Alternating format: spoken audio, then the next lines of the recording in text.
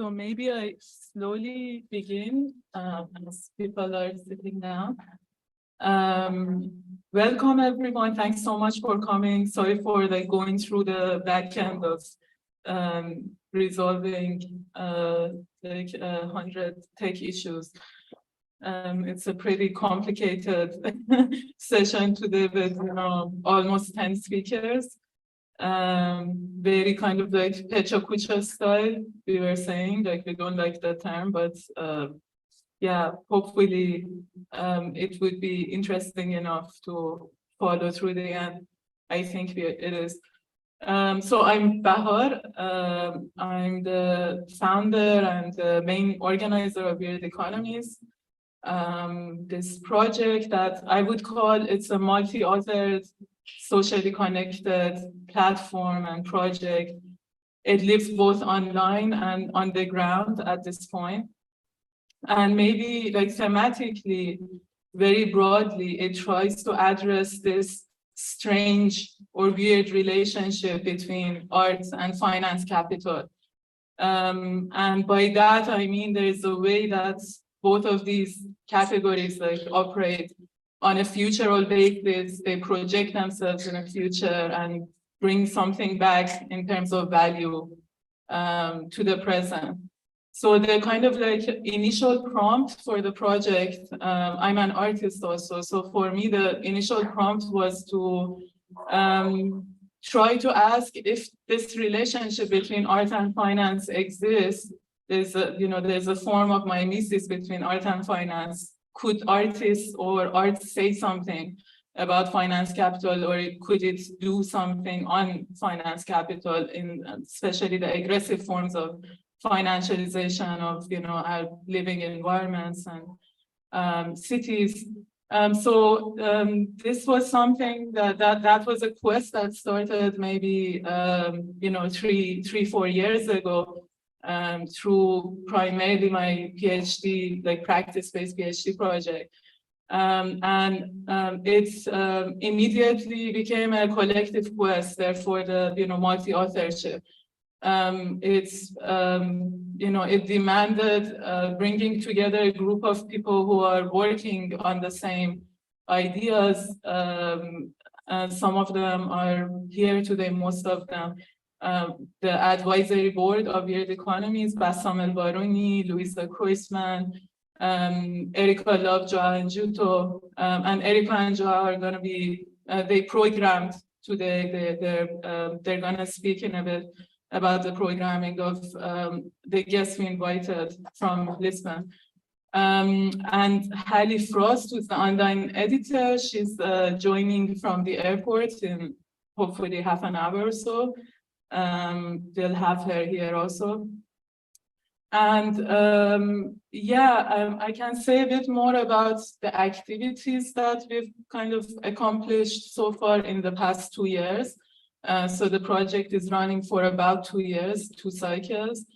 We have this online journal or programming space, which is dedicated to mainly, practices to try to address art and economy, or interesting experimentations with, economic models,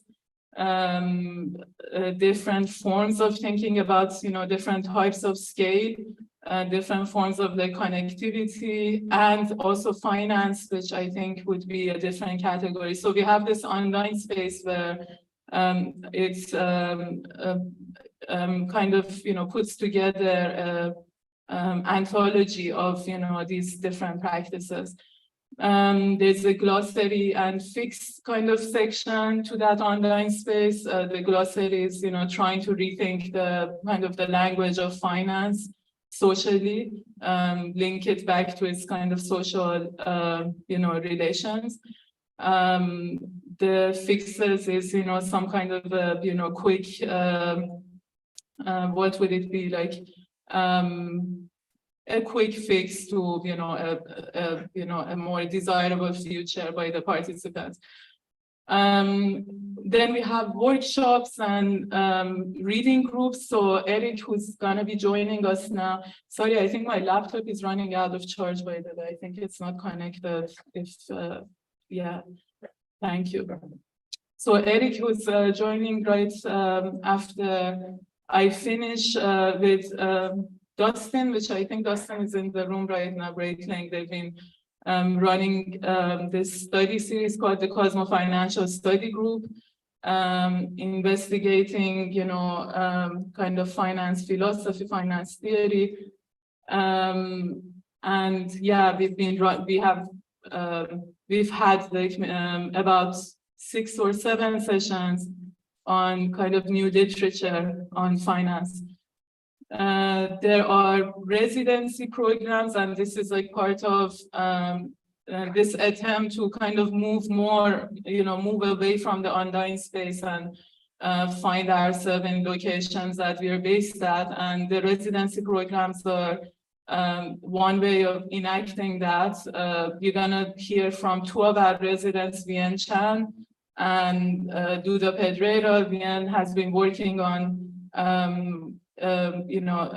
senior care economies, especially in Hungary, working with carers there, and trying to rethink like different, structures, different forms of currency for care. Duda's based in Brazil, and he's going to be in conversation with Luisa later, and he's been thinking of he's been working on this project that rethinks, the nightlife, structure of, economic model. He's gonna speak soon also. Who else? So there's more to the website, but now it's kind of like escaping me, and I feel like maybe I should pass on the mic soon. I just want to thank Fernando and Carpinterios also to begin with for helping us put this event together. Yeah, they've been doing great help. On that note, I think maybe I pass it on to Eric, if you are here. Yes. Yes. Can you hear me well? Yeah. Okay, fantastic. I wish I could be in town with you all. I'm on my way to Deleuze Studies Conference. I'm speaking from Nice in transit towards Belgrade. I won't be long. We all speak a little bit. I like the idea that we're like a speaking portfolio of shares and stakeholders in the project. There's a strong politics of friendship animating the project, and there I would like to underline the crucial role of Bahar for initiating the project and bringing such an amazing crew of people thinking something that I feel personally is extremely necessary. Like personally, I moved from, let's say, political activism to something like financial activism, and that's roughly how my path crossed with that of Bahar. Around 4 years ago already, I discovered Bahar's film After Scarcity, and we had the chance to present it a year ago with Bahar in the same room at Carpinteria as part of the Eccentric Futures event. So yeah, it's been a wonderful 2 years with Weird Economies. I wanted to maybe speak just a little bit about the Cosmo Financial Study Group that we have created with Dustin, who is there, and Bahar as well. Basically trying to keep on thinking around what else value can be, apart from the way that it's being computed in the traditional financial system. And it started, the first session we had was around Robert Meister, a really important book for me and others called Justice is an Option. And he's basically proposing to read justice through the language of finance. And with Dustin, we made a film, 5 minutes, a bit of a summary, a playful tongue-in-cheek summary of Bob's thesis, and you can find it online on the Weird Economies website. And then we went on. Kim Stanley Robinson, Ministry for the Future, read alongside the upcoming refi space, regenerative finance. So we invited people from the refi space.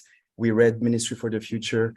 And that's yeah, that was again like a really core moment. So like Weird Economies has been like flexible enough, you know, to allow for different type of approaches that bring art and finance together in different ways.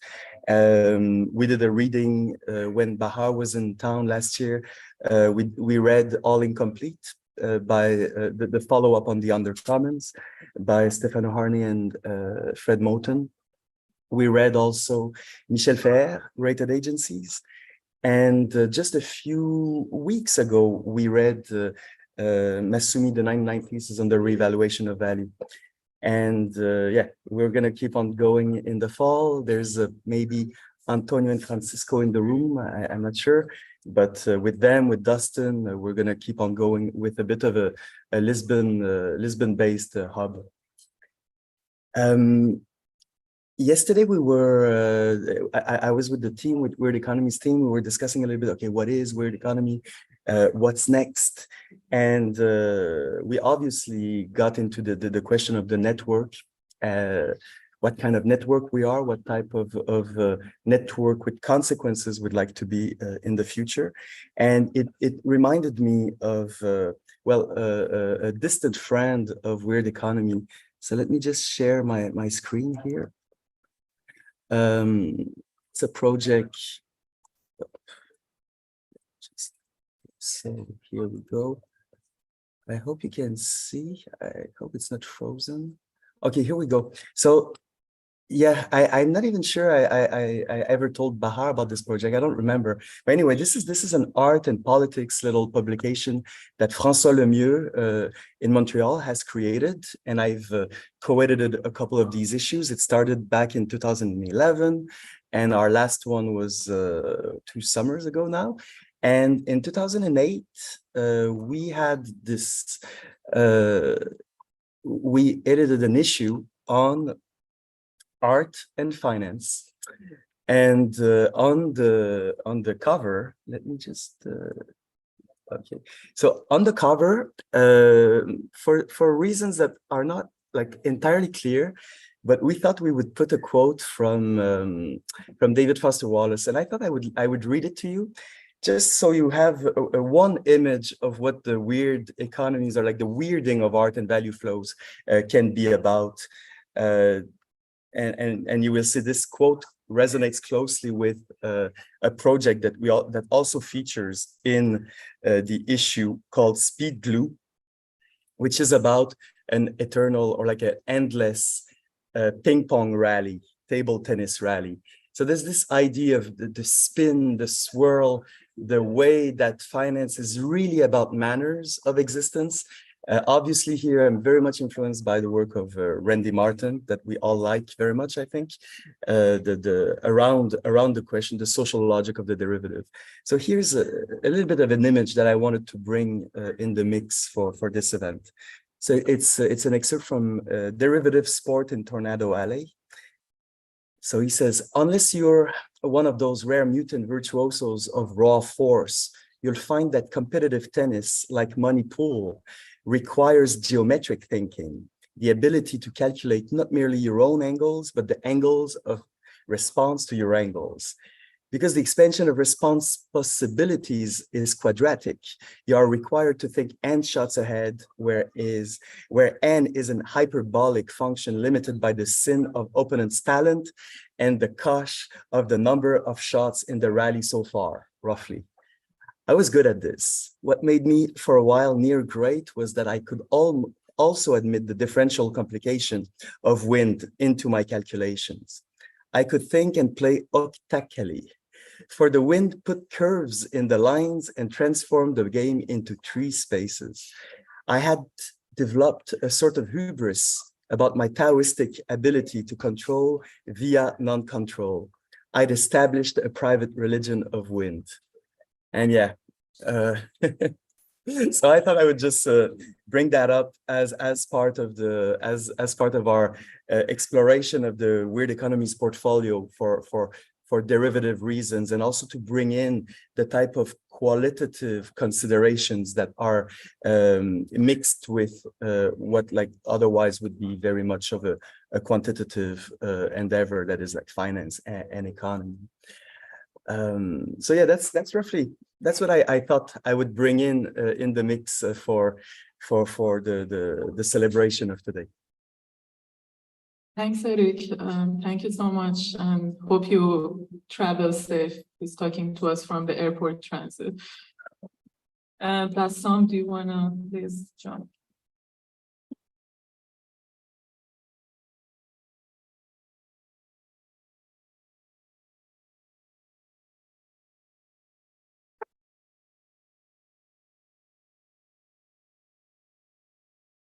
Hello, everyone, and it's very nice to be here. Thanks, everyone, for helping organize this. And today I'm going to be giving a short paper that looks at the different ways that artistic practices are engaging with economics and economies. So I'll start and yes, exactly. So you can move on to the next slide.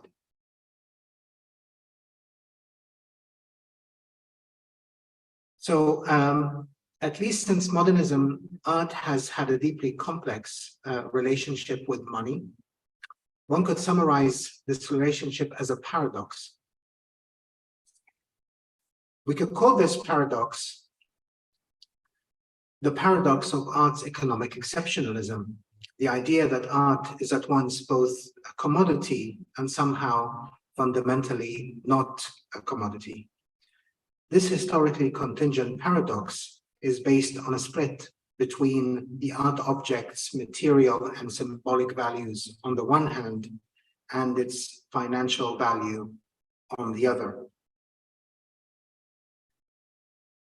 Many modern and contemporary artworks have exploited this contradiction to produce meaning through irony, conceptual puns, and careful balancing acts that have thrived on the idea that art is somehow trying to have it both ways. From this angle, the symbolic value of art, we can also call it its aesthetic value, and its financial value come together as a strange cocktail of oil and water. Their molecules are not attracted to one another, but they coexist in a kind of superficial relationship. One floats above the other, but there is no integration between the two. However, major economic and technological shifts in recent decades have brought about significant changes in how artists have responded to economic and infrastructural issues. As a result, art's economic exceptionalism is breaking down, and the field of art is developing approaches to the research of economic issues that prioritize investigative curiosity, cross-disciplinary experimentation, and making art an important part of the conversation on the social impact of finance. These approaches, I think it's going on automatically at the moment. I think we're still on the 5th slide. It's moving very fast.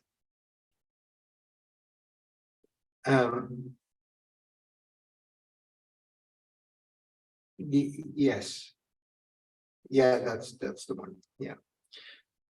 Sorry. So these approaches come from a place of integration, the realization that art and the global flows of finance are entwined and connected in many different ways. So what are some economic shifts that have triggered this change in the way artists are engaging with economic and infrastructural issues? We can point to three factors: the asset economy, financialization, and the prominence of entrepreneurship as a social framework.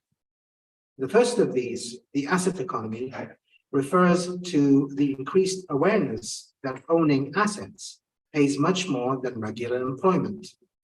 The social repercussions of this are yet to be fully analyzed, while the gap between those who have the capacity to own and manage assets and those who live by their wages is becoming a key factor in shaping inequality. Artists have responded by creating projects that translate art and the art industry's infrastructure as possible assets that can be leveraged to improve the wealth gap within targeted communities. As for financialization, recent theory and research has put the inventiveness and creativity of finance under the spotlight.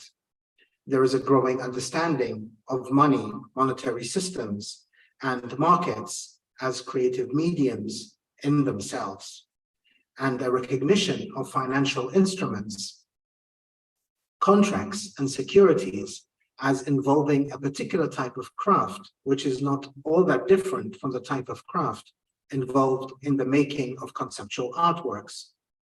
There is, however, always a point in art projects when they diverge from the usual expectations of the finance sector. Finally, as entrepreneurs of varying degrees and inclinations, we are sometimes prone to what has been called solutionism, in which we believe deeply complex social problems can be solved very neatly through business models or tech solutions alone.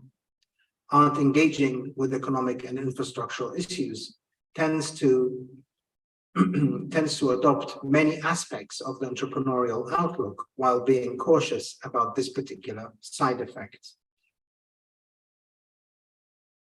So now that we've identified the economic paradigms that have led to the changes in the way artists are working with economic issues, we can sketch out some characteristics of these recent artistic approaches to the economy and briefly highlight some examples. As we shall see, some of these practices emphasize leverage, others articulate financial propositions. Another category can be described as participatory open laboratories for economic experimentation, while a fourth type of practice highlights comparative analysis between historical economic case studies and the current financialized status quo. Of course, these characteristics may overlap in some of these examples that I will mention here, but also in many other instances. Excuse me. In many other instances, an art practices engage with economics.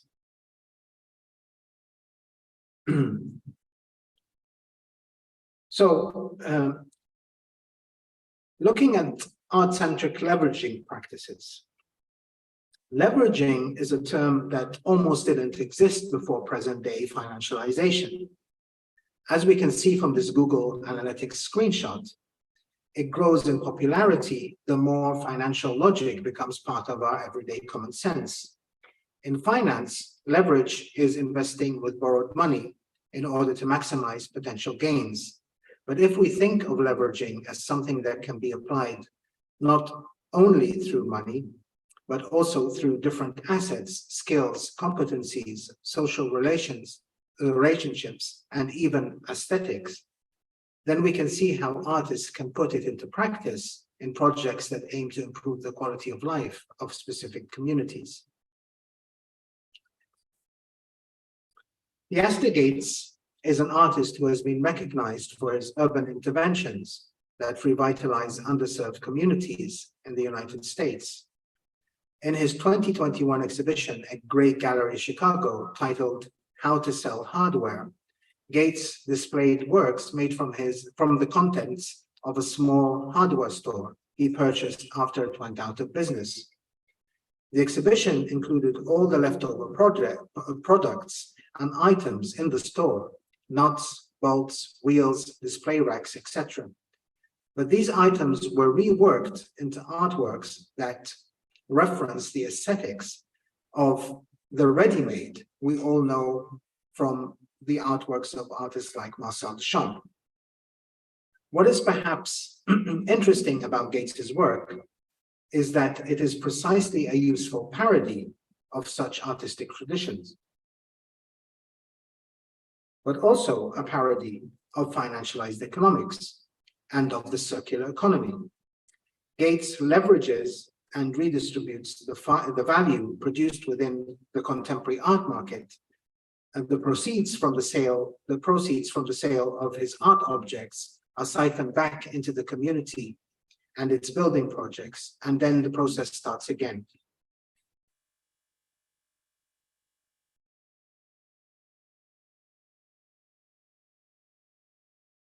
Could the financialization of art infrastructures actually provide a possibility to improve the livelihood of artists? This is a question that has been actively explored by a number of different artists and researchers. The example here is a project by artist duo Vermeer and Herrimans from 2018, and the project titled The Modest Proposal in a Black Box. The artists explore the possibility of financializing public art collections, museum real estate, and the possibility, museum real estate and symbolic capital in collaboration with financial sector workers, lawyers, and academic researchers. Their two-year project is encapsulated in a financial model that would benefit not only investors and art institutions, but also the artists and art workers in the vicinity of a given museum. This working proposal for a financial instrument that could redistribute art world assets is uploaded onto a USB stick and embedded into an intricate floating sculpture, while the research process is documented in an accompanying video work. The well-researched propositional nature of the work means that while it could be seen as alien to the world of finance that it draws upon, it is not a speculative fantasy, but a reconfiguration of what financialization can do, co-created with experts from the field of finance. In this category, one must also, of course, mention João Anchuto and Erica Love's pivotal 2016 work, the Institute for Southern Contemporary Art, or ISCA. ISCA is an essay film that proposes a new model for art pedagogy by intersecting regional art practices with a global art market infrastructure governed by artificial intelligence. ISCA counters asymmetrical networks of speculation and reputation by deploying artificial intelligence to reroute capital from the art market to fund other options.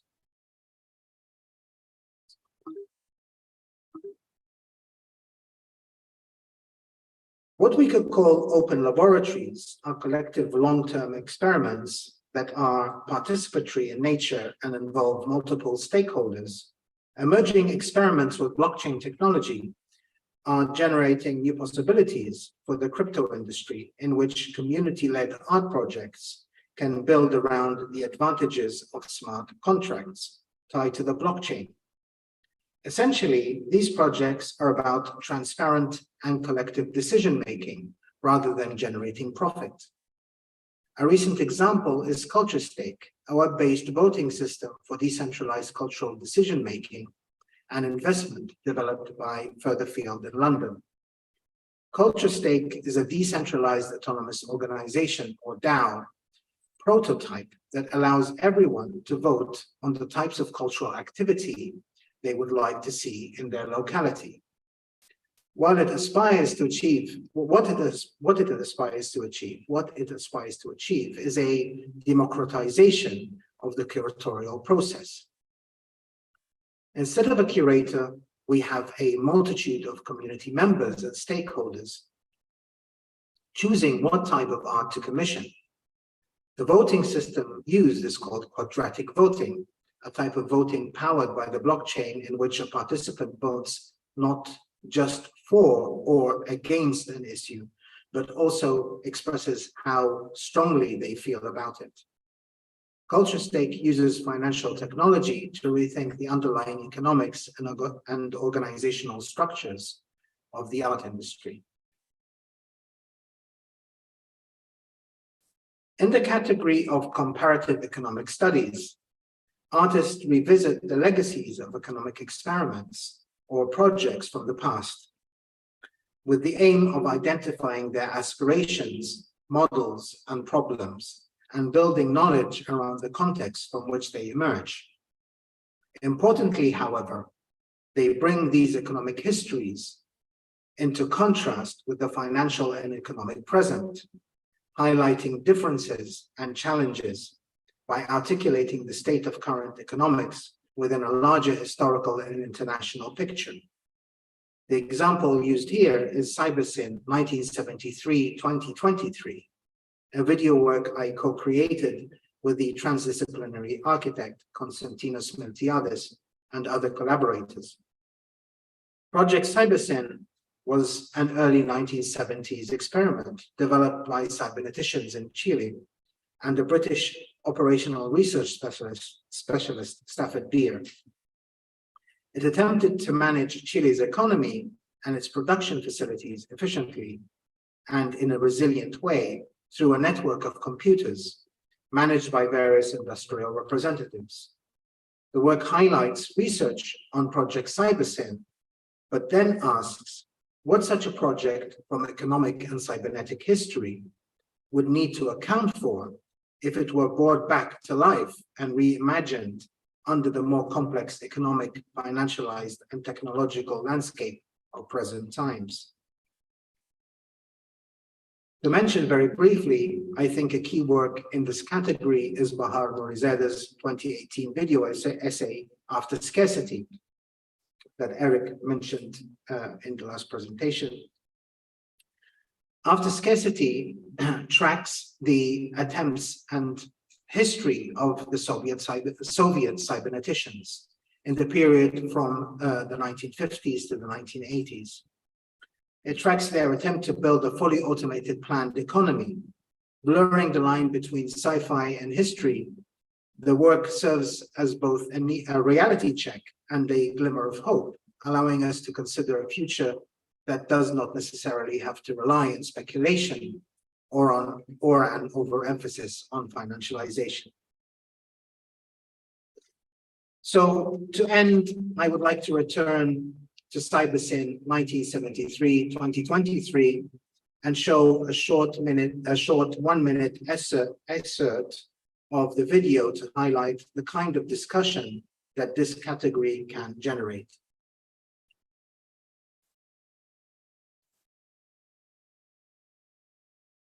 Isn't it funny that today we have at our disposal the most advanced predictive technologies, and yet we are also exposed to unprecedented uncertainties? Risk no longer consists of a finite number of calculated dangers that we can deploy precise preventative measures against in an attitude of control. Today, control, as understood by ancien cybernetics, isn't something to counter in the first place. We are in the middle of a whirlpool of new risks constantly emerging as if out of thin air. This forces us into an attitude of resilience, whereby plans, means, and ends can be modified at any moment, and our practices are liable to lead to unsatisfactory or undesirable results, rather than the expected benefits. If we are to update CyberSyn, it will have to be programmed to understand that the capacity to estimate the risk of a future decision is now modified endlessly by the activity of improving the efficacy of predictive hypotheses. Thank you.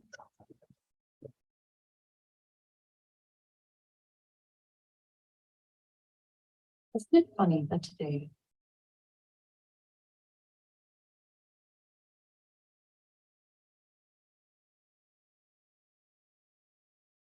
Hello, hi. Thank you all for being here. I'm Luisa Krasman. I'm part of the board of advisors of Weird Economies. And tonight I'll be in conversation with Duda Pedreira, who should be online. Yes. I'm here. Get there. Yeah. Hi, Duda. So Duda was one of our residents from this past cycle of residencies that we made through the website. And we are going to have a short conversation about his project. But first, I'm going to also introduce him to you. So Duda Pedreira is a cultural agent and researcher working and living in Rio de Janeiro, Brazil. Over the past decade, he has been involved in producing and curating important art and music spaces in the city, as well as several other projects in the local nightlife. He's currently pursuing a master's degree in communications at the Federal University of Rio de Janeiro. Thank you, Duda, for being with us. And Thank you. so let's start. Can you please give us an overview of the project that you developed for Weird Economies? Yes. Hi, everyone. Hello. Boa noite para os portugueses. So this project that I'm developing through the residency, it's still in development. It's called Scheme in a Can, Esquema em Lata, para os portugueses. And what it is, it's a web-based narrative. It's a website that has the story divided in two sections. And it's a story that tells the tale of what I call the agents. They are a group of 6 friends. They are active in the same kind of electronic music rave scene of a certain city.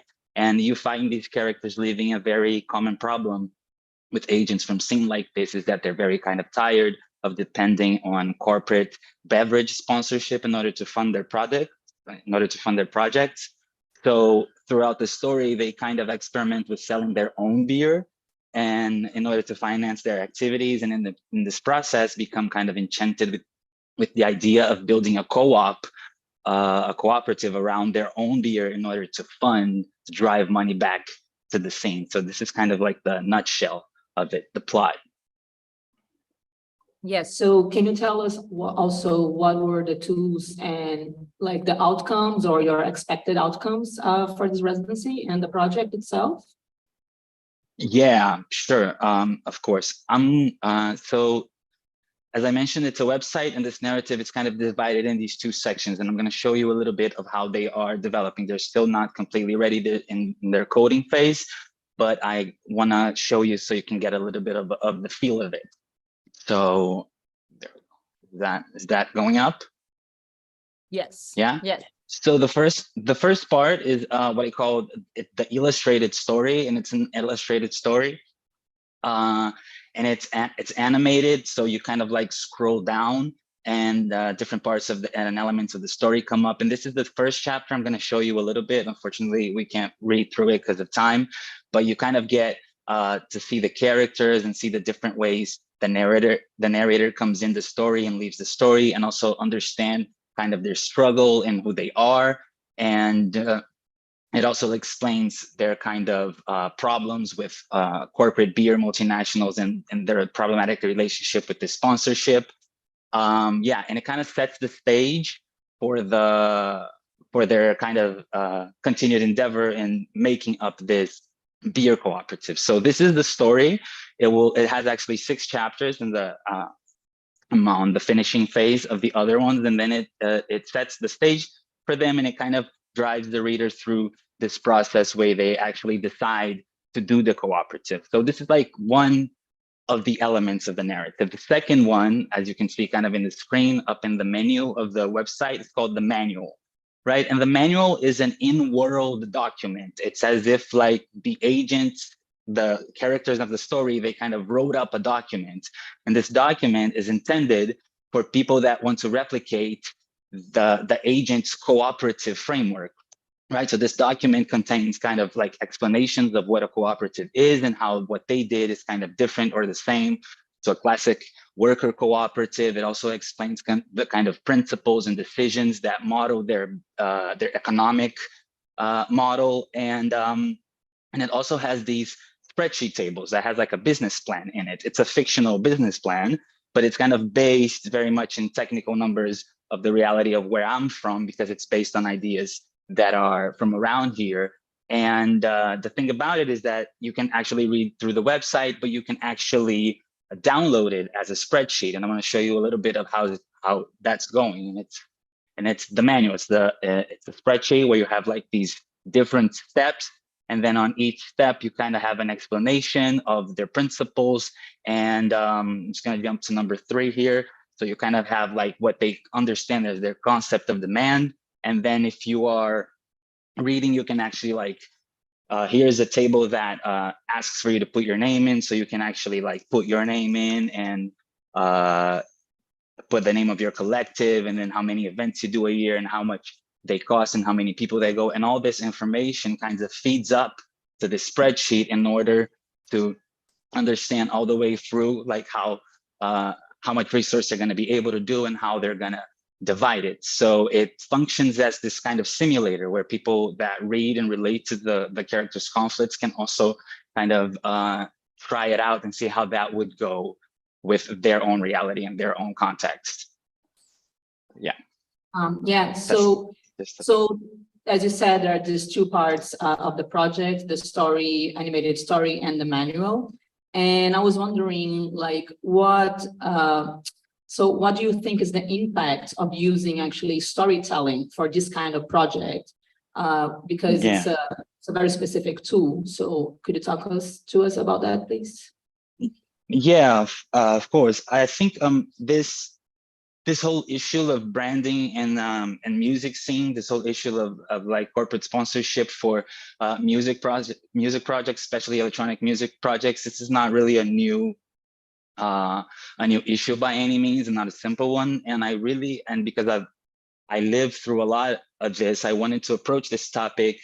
But rather than doing like an essay or a panel, I thought about doing as a story, because I think I want more than to unpack, debate, or analyze the problem. What I wish for is to kind of stimulate this imagination, a new imaginative perspective, and actually talking about it, and especially like imagining solutions for it. And I think storytelling has this kind of like innate capability of doing this, of projecting imagination, but also because through the story I can connect these several different elements, like cooperative principles, like the craft beer scene that's in the story, and these weird, fun scenarios, and talking about what it means to work for scenes, and also a little bit of business management, and just kind of cross all of that together in a way that I think the story can, or at least I wish it functions as kind of a gateway for people to kind of explore these topics, a bit further, especially in the context of producing culture. So yeah, I think that's, yeah. Yeah. So I know that your main objective is to actually act on the club scene and nightlife, right? Not specifically the art world, although they do have many similarities. Yeah. And I guess that one of these similarities is the complex layers and the necessary cooperation that it's needed to actually make things happen, right? So I wanted to ask you about, how do you see your project actually facilitating this kind of cooperation between different agents, different institutions, or like different people? Yeah.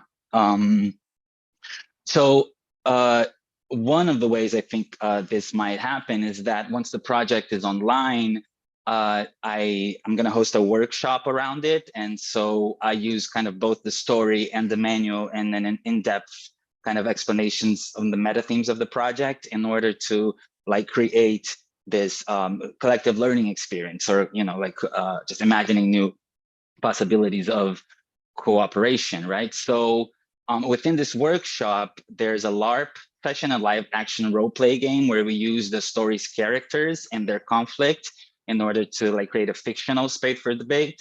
And we've done one of these sessions in earlier this year, and it was really good because as a tool, the participants in the LARP session were people from the context. They were much like the agents in the story. So they had these similar conflicts. So there was like not enough distance for them to play something other than themselves. So they were in this kind of hybrid state where they were like half character and half participant, and engaging with the story and this debate. And I think more than kind of a fictional debate space, it kind of it also became this possibility space, because these agents would kind of like go back and forth, reality and fiction, and this in-between zone, kind of thinking about, you know, what solutions could be done in the story, and because the story is close to reality, what kind of solutions they could bring back. So that's kind of my intention with this specific tool, is that, you know, just to explore the topic in this experimental and playful collective rehearsing scenario, you know. And even though it's like, even though it's the proposition is like is a bit of a long shot, you know, it's like a beer co-op that funds a music scene, I think this kind of alternate reality, you know, that might be a viable one, kind of will kind of like spark, you know, people's imaginaries and desires to reacting to this, in order to, I don't know, bring about these new types of working together, of cooperating. Yeah, so yeah. Yeah, we are actually selling beer here tonight, so. That's good. That's how it works. Yeah, yeah, so we go a long way, right? And knowing you and knowing the context, right, that which you're coming from, I know that you have this concern about doing projects and things that are actually actionable, right? That actually mobilize things. But at the same time, it's a speculative proposition, which goes along with Weird Economies framework. So For sure. how do you see actually like these two things coming together in the project? So this pragmatic idea of actually being able to fund a nightlife, a club scene, and the speculative part, which comes from the LARPing and the storytelling and imagining all these characters, etc. Yeah, like I can answer that, maybe talking about one of the main reasons why I decided to do this project. And I think one of the like main problematic outcomes of this relationship that like local nightlife collectives have to big beer brands, and there's like many problems with that, but there's also many solutions. There's also many things that are able because of that relationship. But one of the main things that kind of stood up to me was that, at least for a while, it kind of seemed like there was no alternative in order to have a sustainable project within local nightlife here. So it's like there was really no debate space. There was really no space where anything could be imagined out of this specific condition. And I think like kind of like stifling this possibility was one of the worst outcomes of this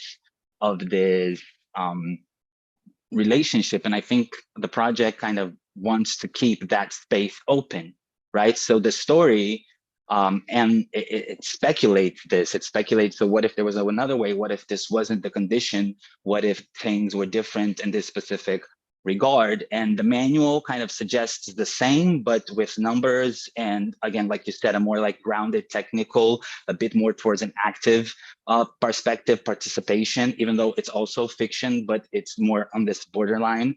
And I think this speculation, the story, or done in this manner, it's one of my other objectives, and I think this is, and I see this happening, is that it kind of articulates a certain intuition that I see shared by a lot of people that work within a scene, but sometimes we are restricted in the ways we think about it, you know, and this is that, you know, we want alternative ways of moving money around, and we want the things that come with these alternative ways of moving around, such as maybe like relating to each other and to each other's projects, and a collective relation into like a federation of collectives, and, you know, all these other types of outcomes that come from this this new way of, you know, like funding, you know. So this is kind of the main drive that the speculation part of the project wishes to have on people. And this is just one of the imagined possibilities and outcomes of things I would like for people to receive by it. But there's obviously other ones that I'm looking forward to see that I haven't even predicted yet. So after people engage with the project directly. So yeah. All right. Thank you. We're excited to see the end of it, and also just to use the manual Me too. and verify things. Bye. All right. Thank you. Bye-bye.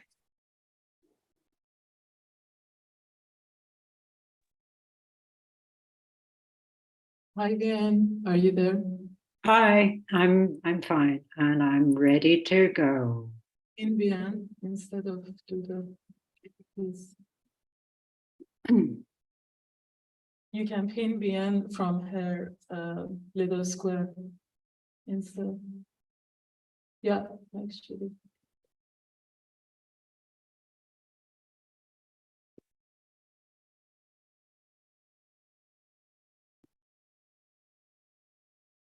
Please, Bien. Okay. Hi, everyone. So I'm Vian, and I've been looking at pensions and how they financialize our most basic needs. And along the way, in considering how we could secure another way for well-being and old age, I met Kinga Milankovic. She's a Hungarian woman who works as a care worker, a caregiver in the UK. But she's also a permaculture activist working with the village of János-Eda in Hungary. So like many rural areas, János-Eda is quite poor. A lot of people leave the village in search of better economic opportunities. And this actually creates a vicious cycle that is very hard to get out of. And additionally, János-Eda faces another problem in that it is seeing diminishing financial resources because it stands in opposition to mainstream Hungarian politics. So Kinga and János-Eda are working on building a care village as part of János-Eda's development plan. And I'm just going to start sharing my screen so that it might be easier for everyone to follow with some text. So the idea is that they will build a care village based on permaculture principles. And they will bring wealthier outsiders, for example, Western Europeans who are having trouble affording a good quality of life back home to come live in János-Eda. So that's the general vision. The problem is that even though the village is quite a caring place and is quite open-minded, the mayor has identified that, like most traditional social models, there are some barriers to the plan. Sexism is still a reality, and racism, particularly towards the Roma people, is also part of the village right now. And the mayor doesn't want this to be part of the future because this is really an all-inclusive kind of vision. And so Kinga and János-Eda want to work with the arts, thinking with the idea that maybe art can help the village overcome some of these stereotypes. And that's basically how I come into this picture. And of course, this is very exciting for an artist. Now the question is, how am I going to do this, right? So, the first reaction was, of course, art has tons of examples of socially engaged art where artists design and then lead projects and interventions where we can help participants reflect on conditions so that we can imagine a different future. And this is why art has a role and impact on society. But I was thinking, hold on a second, maybe I need to double check things, because Yanoshita has no experience with professional arts at all. And I don't know whether their understanding of change and my understanding of change are the same, because it's a tall order. So then I just started thinking about really classic gold standard examples of socially engaged art. And, you know, Rick Lowe's Project Row Houses always shows up. So this was around the 90s in a very poor area of the States. Rick Lowe and some artists identified a very poor neighborhood, and they rebuilt it over the years, several decades. And in this project, they incorporated artist spaces, and so you know, so that people could make art along with small businesses and support for single mothers and so on. So art can enrich communities. But in this example, what is interesting is that it's not really so much the artist doing something for people. What seems to be actually the mechanism is that the project created conditions for everyone to make art. And maybe it's when everyone makes art that the community is enriched. Or to put it differently, maybe art making may benefit the art maker more than it might benefit the audience. And this is not to say that professional art projects are not important, but if we are thinking about social transformation, then perhaps we also need to put some focus on broadening amateur art practice. That allows everyone. Yes, that's right. So, is this professional suicide? Possibly. Because of course, if we say, if the art maker actually benefits at least as much as the audience, is then it's like, oh my goodness, you're benefiting, why should we pay you, right? So, and I am fully aware of that. And I'm also fully aware that the professional sector has been working really hard to demonstrate what it can do for society, to justify its worth. And so I understand this works contrary to a lot of what our professional sector is doing. But given that we've been engaging in this discourse for 20, 30 years, depending on which country you're in, why can't we just talk about how we actually benefit? Why can't we talk about things like pleasure? Why can't we talk about the value of pleasure that art making brings? And not only that, engaging in this discourse has brought nothing for our sector. Working conditions for the arts sector has not improved. In fact, contrary, funding for the arts has actually been going on a decrease, and now we have to think about, okay, how are we going to fund ourselves? So, you know, where is this discourse bringing us? Just to be clear, I'm not saying that it's a either or situation, but just to consider the other possibilities. Secondly, outside of the arts sector, society is kind of going downhill very fast as well. We have very few social infrastructures left, and we're seeing a rising extreme right-wing politics all over Europe. And just exactly how is art supposed to fix these really serious problems? So I know I sound very critical and I sound very hopeless, but I actually do believe art can do good things. But what I'm suggesting is actually, let's take a step back and let's just say, okay, what if it's this? What if it's not the artist does something that changes the world, but that when we make art, it benefits us. It benefits whoever is making the art. And then through that, because it allows us to imagine something else, it creates a desire for change.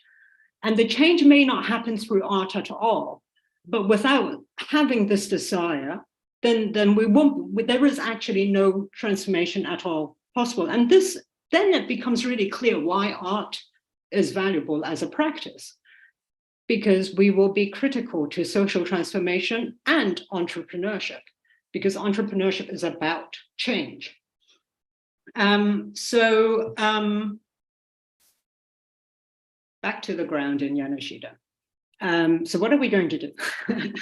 So we will be, despite what I just said, we will be initiating some art projects, just so the villagers can get an idea of what art can be, because I think a lot of people still think of art as making realistic drawings and paintings. And if they can't make realistic drawings and paintings, then they're not interested in art. So I think we will, first of all, just lead some projects to move beyond that. And afterwards, we will help them build the infrastructure to develop a broader artistic practice within the village. We'll be consciously working with the village school. That's because in conservative politics, arts in secondary education is often one of the first things to go, because it's considered to have no use value. So, being a more sensitive or a more emphatic citizen doesn't actually have market value. And so it's very hard for educators to justify why kids should be learning things that they can't live off later. Of course, art's very creative and imaginative, but this only has value when this imagination and creativity fits into existing ideas of use value. So we feel it's really important to, even in a small way, to break this a little bit, because what happens when we only focus on use value is that when entire generations only focus on use value, then imaginations and possibilities start getting shut out. So we feel it's quite important to work with the kids, even if they decide to leave the village when they grow up. And on that note, I just want to close because the idea of these kids leaving. It's also because the vision is not one of self-sustainability, even though we're talking about permaculture and this far away little village as kind of isolated from everyone. I think maybe the easiest way to point out why is in looking at the historical example of Black banking's failure. So in the early 1900s in the US, Black banking was a real thing. There was a really high participation rate, and what it basically was that Black people only spent their money in Black businesses through Black banks because that stays with the community. Really good participation rate, basically, kind of like a self-sustaining community. But then what happened in the 30s was that the white community managed to acquire a lot of mortgages funded by public debt via the New Deal. And because Black banks were not within this larger governmental banking system, Black people didn't have access to these mortgages. Of course, there was also things like redlining of neighborhoods. But basically, they were completely out. They had no access to public debt and no access to mortgages. And this gap and this initial home purchase created an economic inequality that still plays out in a really divisive, splitting way. I think now we're 4 generations later. So I think it's really important to consider, okay, yes, we have our group, but what else is happening outside of our group? And so I think, it's a thing that's worth bearing in mind. So that's it for now from me. Thank you so much, Vian.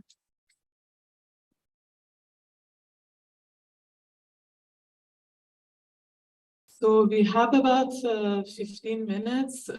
If there are any questions in the room, maybe we can pick up 1 or 2 questions or online. Otherwise, there's beer in the back and water. You could also help yourself in the meantime. But let's see if anybody wants to add anything.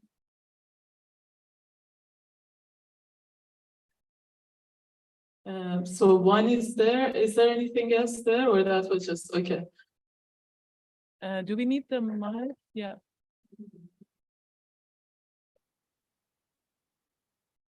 Maybe the sound. Yeah.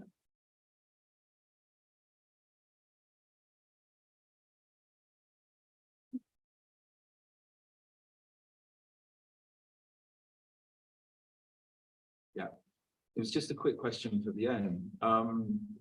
If it's Vian, can you hear this? can you hear? Oh, Yes, she's got- yes. oh, yeah, hi. Yeah, if it's bringing about cultural change, is it art? Sorry, could you repeat the question? If it's bringing about cultural change, is it art? To be honest, it's always a hard question answering what is art. But yes, I think could you expand your question and provide a bit more context, please? It really is just that.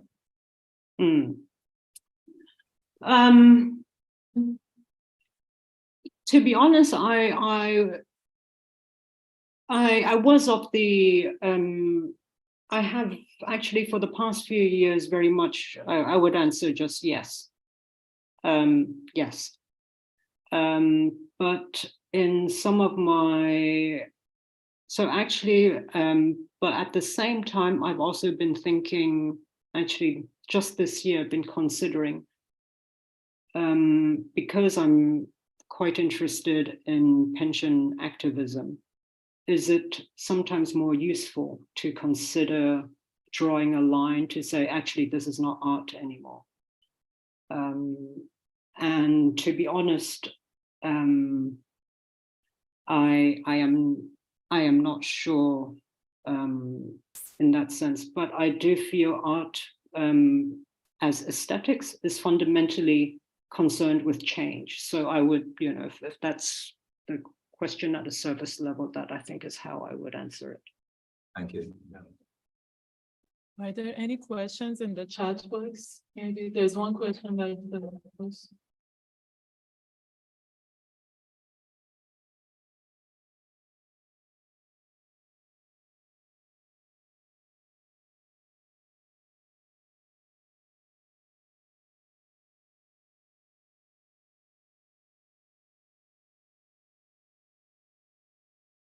Thank you, Vivian.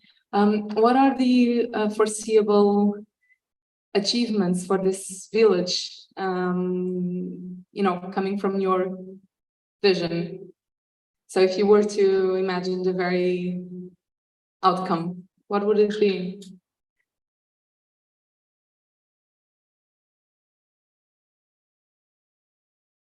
You're muted. Yes. I think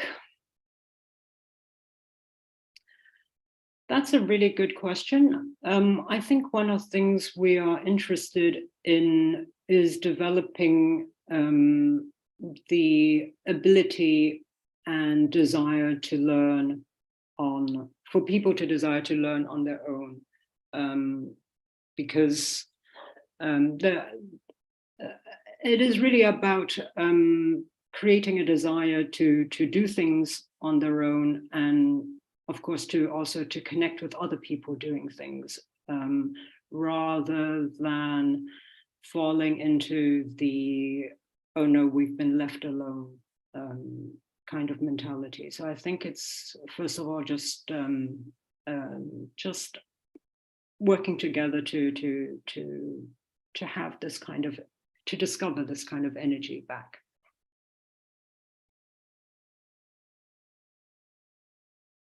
There is a question here also. You can ask questions from anyone in the first part, by the way.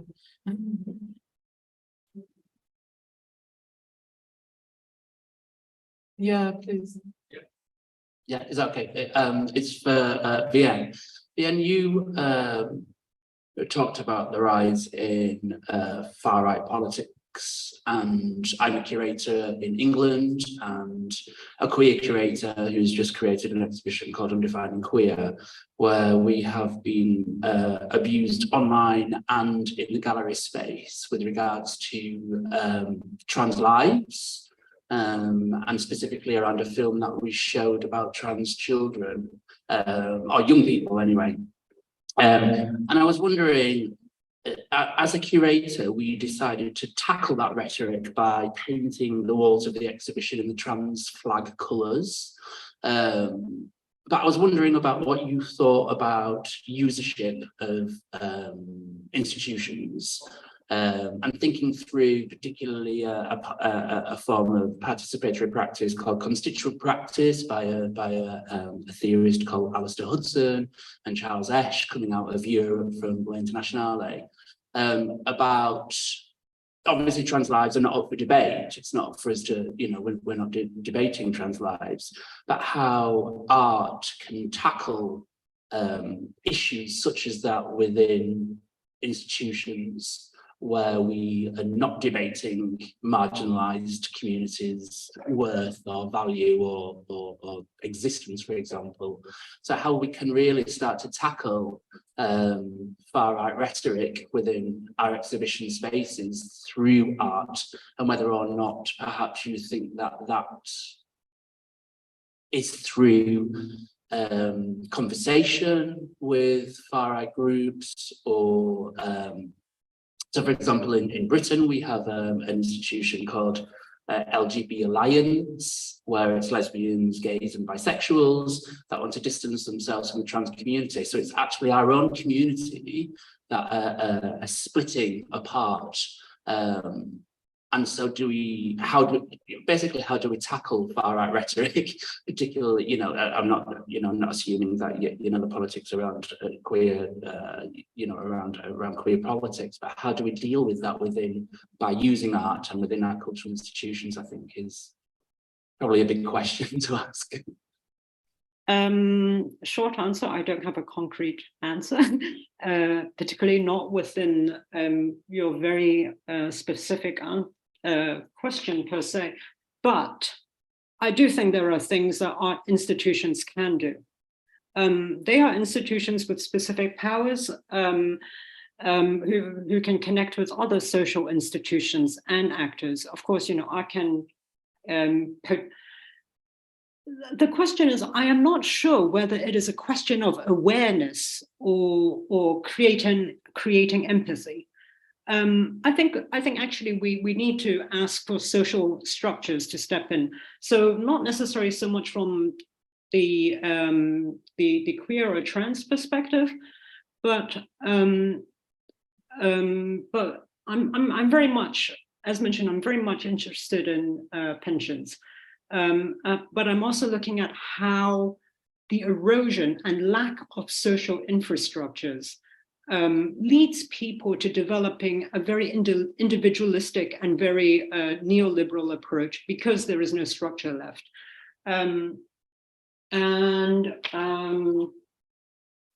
on a second, I'm sort of processing what I was about to going to say. But so in many ways, you know, for example, if we want to talk about climate change and fossil fuel and so on, you know, it's not just about hearing how bad, if you look at sustainable investments, for example, or fossil fuel investments, what gets thrown at people who want to change, who want to stop fossil fuel investments, is that, you can't do that because people have pensions invested in fossil fuels. But actually, the amount is not that high, and governments could actually relatively easily compensate for that. But the issue is governments actually need to compensate for that, because otherwise people will always stand in opposition because they have nothing else to rely on in their old age. So I know that, so in that sense, if we want to make the move towards actual tangible change and not just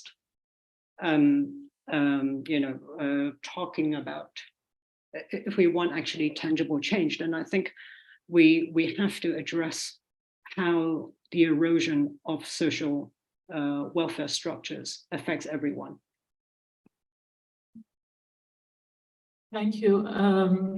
Is there a question in the chat? I just saw something popped up. Otherwise, we have 2 minutes to the second part of the programming, which is Erika and Joa are going to present with our very brilliant guests from Lisbon and Portugal. So there's no questions. Okay, maybe, yeah, we do the switch now. Thanks, Eric, Vian, Bassam, Louisa, Duda. Thank you so much.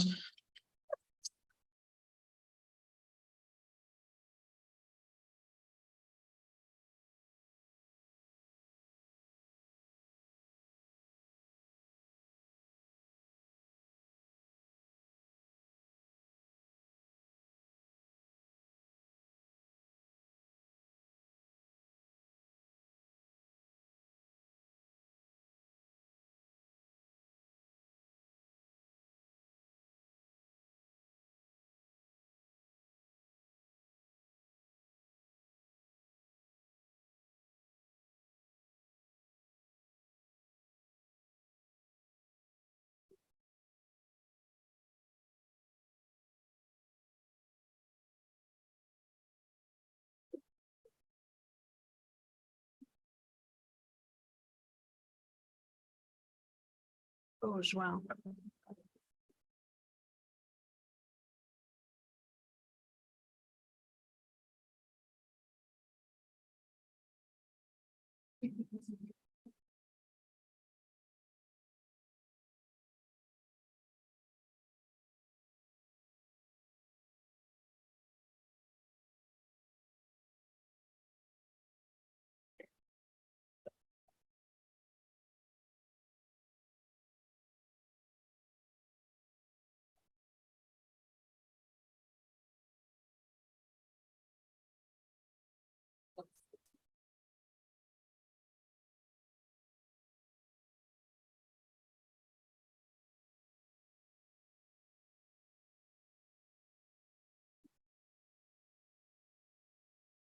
Oh, my goodness.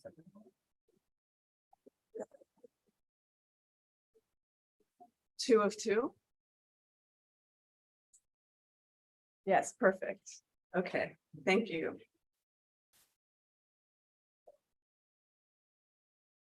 So this is the second half of the program. We appreciate your patience. We'll try to share mic. You can all hear me good. Okay, hi, I'm João Shutu, And I'm and Erica Lowe. as Bahar pointed out, we're on the advisory board of Word Economies, and we helped organize the event. We'll be presenting research for work we're developing here in Portugal. Yes, so the final group of participants in the order of appearance are as follows.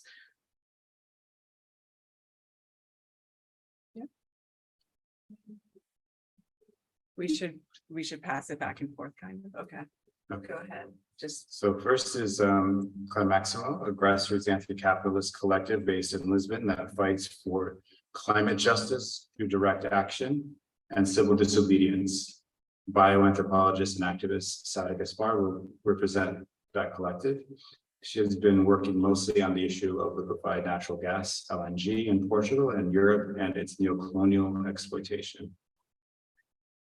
And after Sarah will be Margarita Menz. She's a researcher, curator, and educator. She explores the overlap between systems theory, experimental cinema, sound practices, and eco-pedagogy. She has a longstanding involvement in anti-extractive activism, collaborating with maritime NGOs, universities, and art institutions. She has directed several education and research platforms and was guest curator for the film program of the 11th Liverpool Biennial. And after that, Pedro Gomes is a visual artist and vice president for the Association of Visual Artists in Portugal, a nonprofit association founded in 2020 that brings together Portuguese visual artists and those who reside or work in Portugal. The main objective of AAVP is to promote and enhance the recognition of artists' work as a highly specialized professional activity. and lastly is Hallie Frost, the online editor and podcast producer for Weird Economies. Hallie will conclude the event. She is a writer and editor based in Berlin.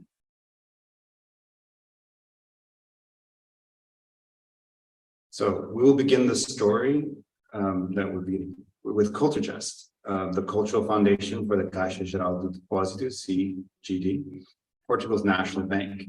In Lisbon, it is located at the entrance of the CGD headquarters are said. An aerial view reveals that the plan for this postmodern structure completed in 1994 is meant to resemble a fortress with towers set at each corner. So to burnish the hard edges, both of a fortress and of capital, the architectural program called for a flank castle entry to Culture Chest, which is also the foundation for Caixa Geral de Depósitos. And so to basically to enter into the cultural space, which doubles or is primarily a bank, one has to sort of enter through this threshold. So when you finally get into the art space, you're encountered with another threshold, and that threshold is a glass wall partition, but there's also a partition that exists between the culture space and the bank. And so that partition or that barrier exists as a transparent wall, but then it also exists as ATMs.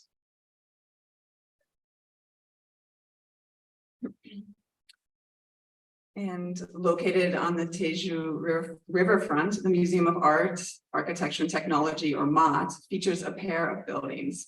This is the repurposed Central Tejo Power Station, which supplied electricity to the entire Lisbon region during the first half of the 20th century.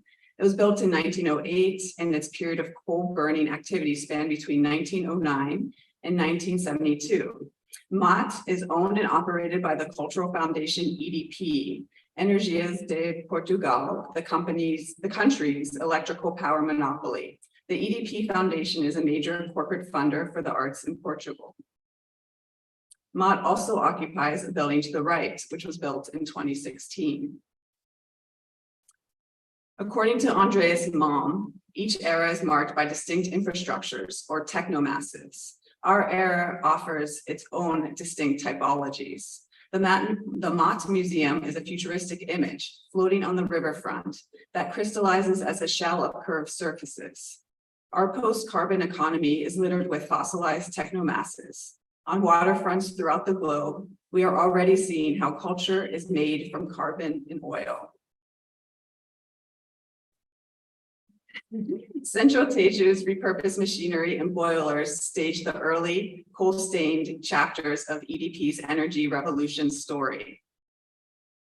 In the Central Tejo's basement is a diorama of mannequins shoveling propped coal into decommissioned boilers. This relic of the carbon economy is this 18th century mode of production is in fact a restaging of working conditions in mid-20th century Portugal. These lumpen puppets convey the delivery of anthropogenic climate disaster and the base from which a multinational energy company emerged.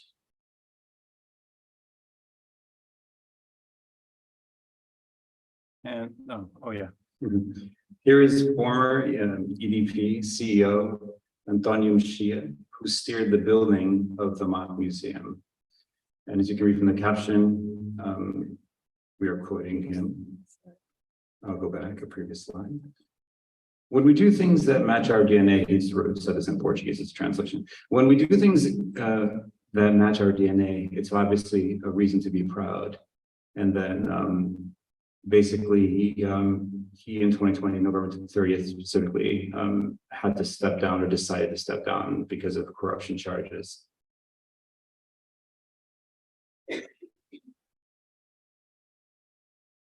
And this, we're going to play. Reduce carbon emissions, they say.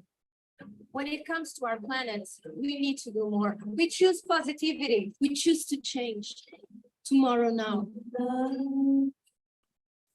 We'll learn, we'll try, we'll do and undo whatever it takes to get there. Where does that power come from?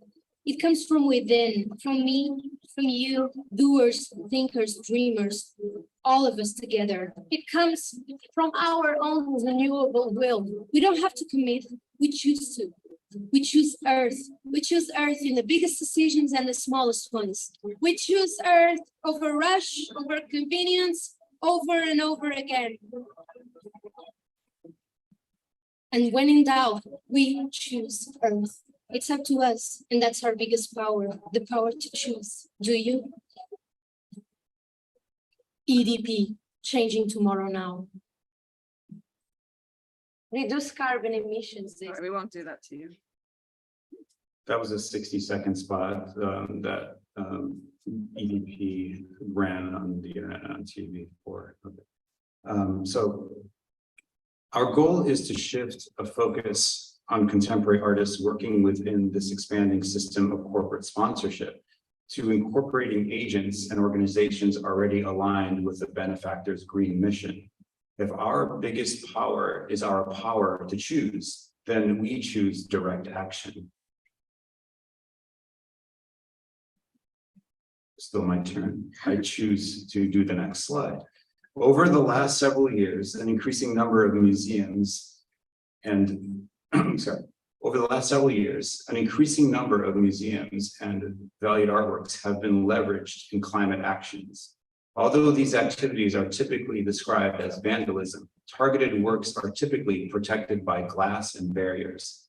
The full impact of iconoclasm is blunted by the risk management and security measures established by institutional stakeholders. The message is to highlight that the lengths to which cultural objects are preserved in contrast to the failures of protecting the planet. We choose Earth. The specific selection of targeted artworks appears to be directly correlated to the media attention that can be garnered. These direct interventions act on layers which safeguard priceless works. The protesters are literally putting skin in the game, but the overall impact of these actions remain tied to the symbolic. In the case of the EDP Foundation and Mott, energy and cultural infrastructures have merged into one and the same.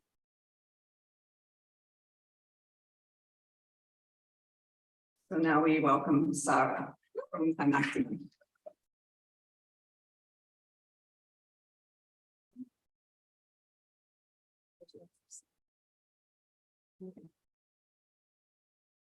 Hello. So I'm going to basically expose EDP. So there's two facts that you need to know. So EDP is the energy leader in Portugal. And EDP uses fossil gas both to supply its customers directly and for its power plants to produce electricity.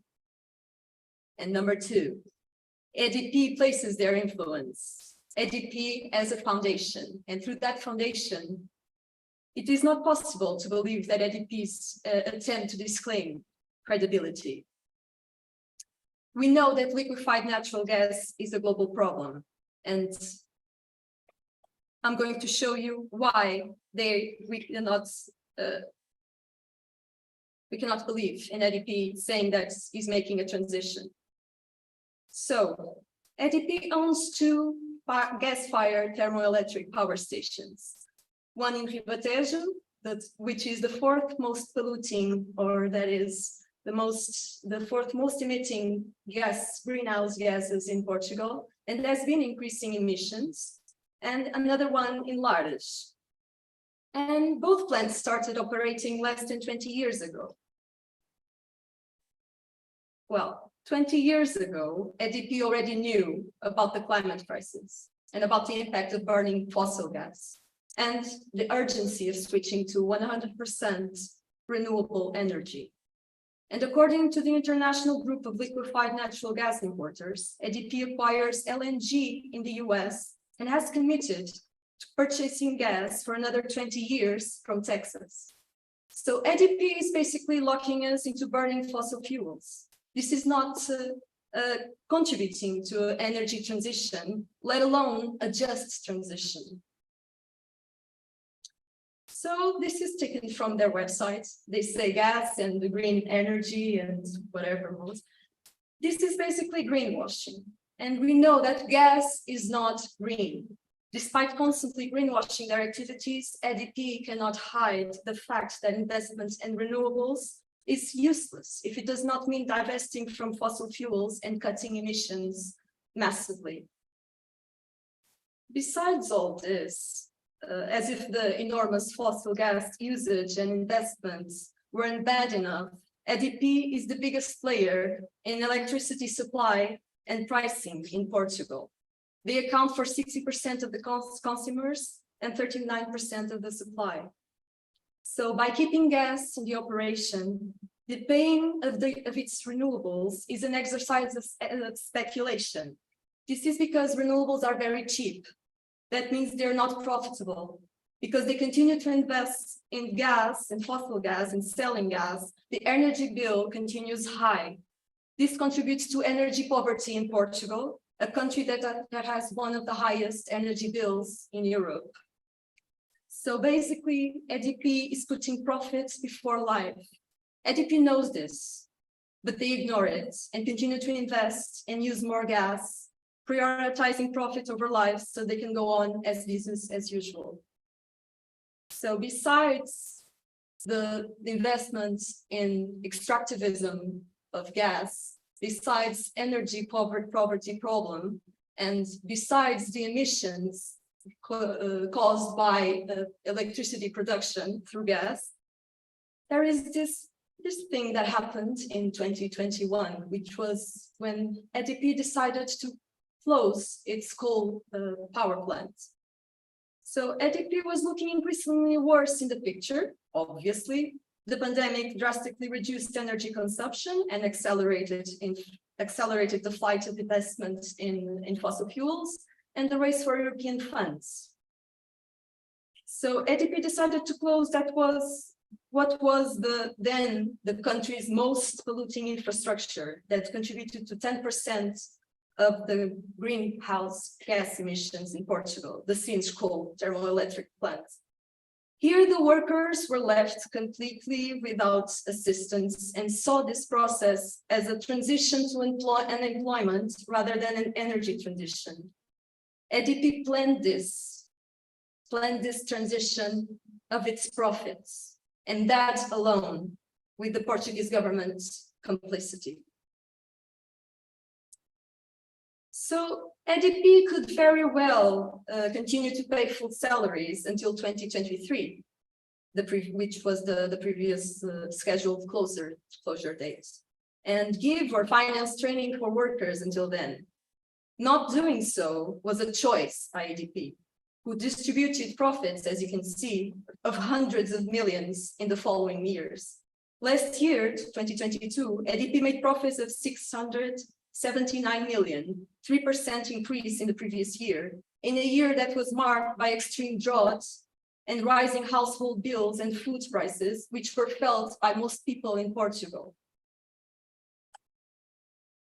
So at the same time, EDP was starting up its gas power stations, remember, less than 20 years ago, it created the EDP Foundation, Fundação EDP, in 2004. At the same time, it invests in a series of greenwashing and whitewashing policies to clean up its role in this sector responsible for climate chaos. So to continue their operations, unrestricted by public disapproval, EDP works constantly to maintain a social license through public relations efforts that include sponsorships and patronage deals with cultural institutions in Portugal and outside of Portugal, giving out art awards and creating one of Lisbon's most visited museums, Mat Museum, as Eric and João were talking about, that has been having labor issues with its workers. Through solidarity programs and for a very tiny slice of their enormous budgets, EDP manages to buy an image of a cultural and societal generosity. This marketing strategy is known as art washing, exactly what EDP engages when it created the Fundação EDP. This was basically the goal. And we have to be aware, and we must set as a goal to confront the oil and gas sponsorship of cultural institutions in order to erode public trust in the fossil fuel industry. We must remind them that gas money stains our culture. As long as EDP sponsorships and partnerships remain in place in the form of Fundação EDP, the stain on these institutions will be there. This and all the other public institutions with fossil fuel stained finances should put their houses in order and take a stand on the right side of history. We must remain committed more than ever to exposing the toxic ties between fossil fuel companies and cultural institutions. Because why? We live not only a climate crisis, but a climate emergency. Artists, critics, and cultural institutions must recognize and act upon the fact that the planet and its life systems are collapsing all around us in the hands of unrestrained fossil capital. The urgency is here, and we have to act now. Thank you.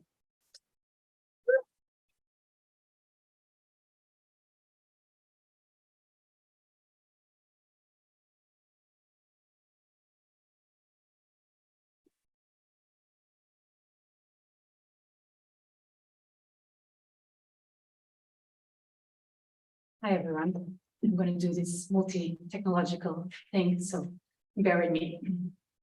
So I've been interested in I'm going to talk to you a little bit about my artistic practice, mostly through the activist side. I also have a curatorial practice and do research projects, but today I'm here with a case study.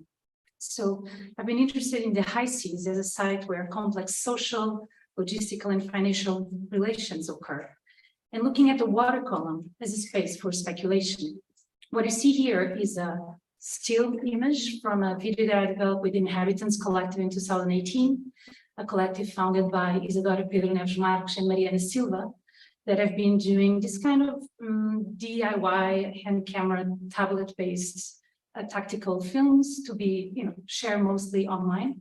And they work as campaigns for social justice and ecological awareness. So I have commissioned a film cycle from them of 4 episodes on fossil fuels back in 2016. And then we decided to step into this series, What is Deep Sea Mining, which is a 5-part episode. It's online at inhabitantstv.org. And I wanted to bring it as an example of a potential form of working with arts and speculation. Because it kind of helped us open a debate very necessary here in Portugal, which was how do we critically think and build some awareness for deep sea mining, also building international coalitions with struggles going on in the Pacific. Because in 2008, there were 6 requests to mine along the Azores Island in Portugal. I don't know if Sarah, you are aware. I was back then with Climaximum trying to bring them to work on deep sea mining, but it was still so much on the speculative side that there were almost no environmental organizations working on it. So we decided that having a tactical campaign would be really important. So just to give you a little brief, deep sea mining is probably, or hopefully not going to happen through sending these huge machines down to the seabeds, a place which is 90% of the biome of the planet, almost not visited. Of course, it's full of pollutants, chemicals, but it's very important for carbon sinking and carbon storage. So by sending these robots maybe 5 kilometers down, they would extract different forms of minerals and metals that have been said to be really critical for the energy transition, sent back to a ship, processed, and wastewater is sent down. Of course, this would create extreme impacts and cumulative impacts over the oceans. If this was bound to happen, which I hope we will fight that it won't, this would be the largest mines in the planet. So there's already some resistance and coalitions, and I will speak a little about that. But just wanted to give you a sense of scale as well in relation to deep sea mining, because some of the materials, minerals, and metals that they want to extract from gold, copper, nickel, cobalt, and rare earths, they are actually distributed all over the ocean. This is an image only from the hydrothermal vent fields. It's the image of these black smokes that you see on the down corner. But many of them are still undiscovered. Sorry to use this word, or have not been found, because there's a lack of kind of bathymetric mapping and high resolution studies of the seabed so far. But other materials that they want to explore, such as manganese nodules that would be used for our communications, they are actually spread all over the seabed. So, and the high seas are highly conflicted spaces that are, of course, abstracted in many, many ways through history. For example, this is a sketch and a diagram of different jurisdictions operating at sea that go from internal waters to territorial sea, the contiguous zone, exclusive economic zone, and then the high seas. And there's different legislation and a partition of the whole water column that is also, financialized and turned into an abstraction. When you also divide different parts and splits of the water column, also the different parts of the seabed, being that the part that you see called the area, probably on that side, is already on international jurisdiction. And it's actually interesting that I'm speaking about it today, because today the ISA, the International Seabed Authority meeting, is actually starting. And yesterday ended what is called the 2-year rule. The 2-year rule was a rule that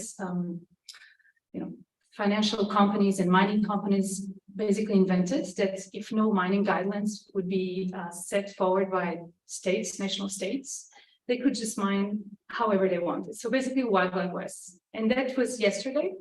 So basically from today onwards, a company, for example, like Nori from Nauru Island can already start mining in their own terms. So our only hope, even though it's a very corrupted body, is that the International Seabed Authority actually has a meeting where the different states put pressure, so they hold back. And actually we have citizen mobilization. Otherwise, really mining could start in the Pacific, where some experimental tests have started back in 2015. The story is not so dark because, of course, there's already critical mass, and we have an awareness of what is greenwashing and the different kind of positions we should radically take if we're actually facing an energetic transition, and if we're being sold on these ideas of green energies. So we are somewhere on the top of this spiral on the long geological era of the planet. And on a moment that, of course, we know there's more mineral demand, metal demands, because there's, this need of having electric cars and more, technology going on. But actually, there's pressure we can put to have legislative frameworks and economic incentives to actually change how things are circulating, how they're produced, how they're being car shared, and also some pressure on our state legislators on how they're tackling with the raw material initiative. Sorry to get a little bit nerdy, but I think if you enjoy finance, it's important to know what the EU is doing on their different politics, and they're actually pushing to fight Chinese markets and how they're holding raw materials and rare earths that are critically needed by putting a very, very fierce raw material initiative forward that actually goes against their sustainable development goals that want to, protect a more kind of green consumption and sustainability of the oceans and their ecosystems. But at the same time, as we encounter ourselves somewhere spiraling in this vortex of demands, claiming for accountability, having to face an energetic transition and not having enough literacy on how to do it, there's already studies that are telling us, for example, from Sydney University, that we don't need to open any new mines if you want to make a full energetic transition. And I can provide that if it's needed. Because we should do some myth busting to companies like EDP and others that are putting all these promo campaigns around and really opening up space for speculative logics of financial capital to happen even before mining is started. And that's where we were really interested in making these videos that we had almost no budget, no way to go to the seabed, mining hadn't started, but we actually wanted to tackle it. What is this space of speculation seen from different stakeholders and different angles? So how could we speak about that? And of course, there are already alternatives also to, having to mine more. One of them is also, for example, urban mining. It is said that I think 100 million cell phones in Europe are thrown away every year, and that our cities are actually way more profitable as mines than opening up new mines. So there is a couple of numbers on this that I find that are really interesting. Luckily, activism has started.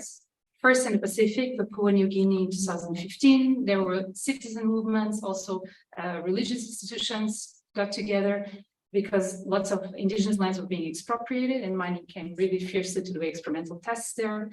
And some moratoriums have been appearing more recently from Switzerland, from New Zealand, Tonga, Fiji. So there's an idea of a coalition and of different organizations coming together. From our side as inhabitants, our web series, which we completed, I think, last year, has this episode that could be interesting for some of you, the Deep Sea Mining Glossary, the 4th episode, which was an interview-based kind of research that then ended up being like just a kind of a slideshow of how different stakeholders are using terms and glossaries around the speculative vocabularies around mining. Because there's just so much going on in terms of funding and in terms of social infrastructures before mining started. So it's actually the moment before that is more interesting if we tackle into the local politics also here in regards to lithium mining and everything that's happening in the north. So I invite you to look online and just to say that some tactical strategies that I think artists or cultural agents can have working with activism could be, well, for example, to start a coalition. I started a coalition of different NGOs in Portugal, and now we have an European one that is sharing information and actually working very close with ministers and putting pressure on them, having opinions. The Azores just set a moratorium, not to mine, which is great because we have very deep and amazing ecosystems there.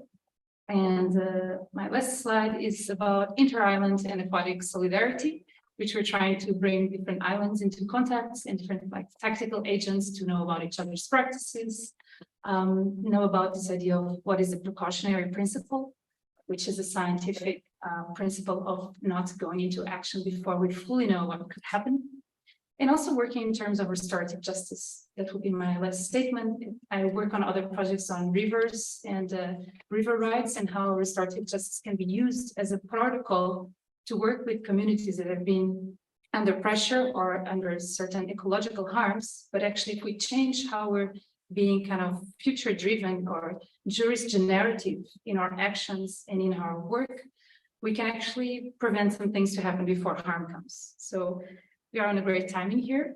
You know the calendar now from Deep Sea Mining, so I can share some links later. Thank you.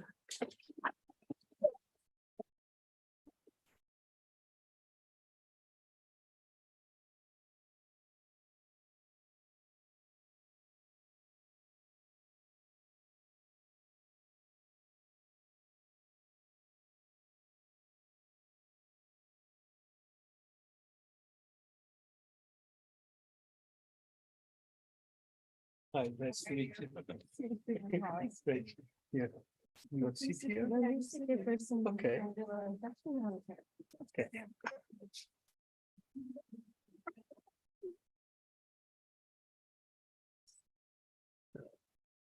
Thank you. Yeah, for- thank you. And thank you all for, having this conversation. with you. yeah, of course, Yeah, of course. because it's, I think it's more interesting to interact. Mhm. And let me see. I'm here to talk about the work of a new project, which is the Association of Visual Artists in Portugal.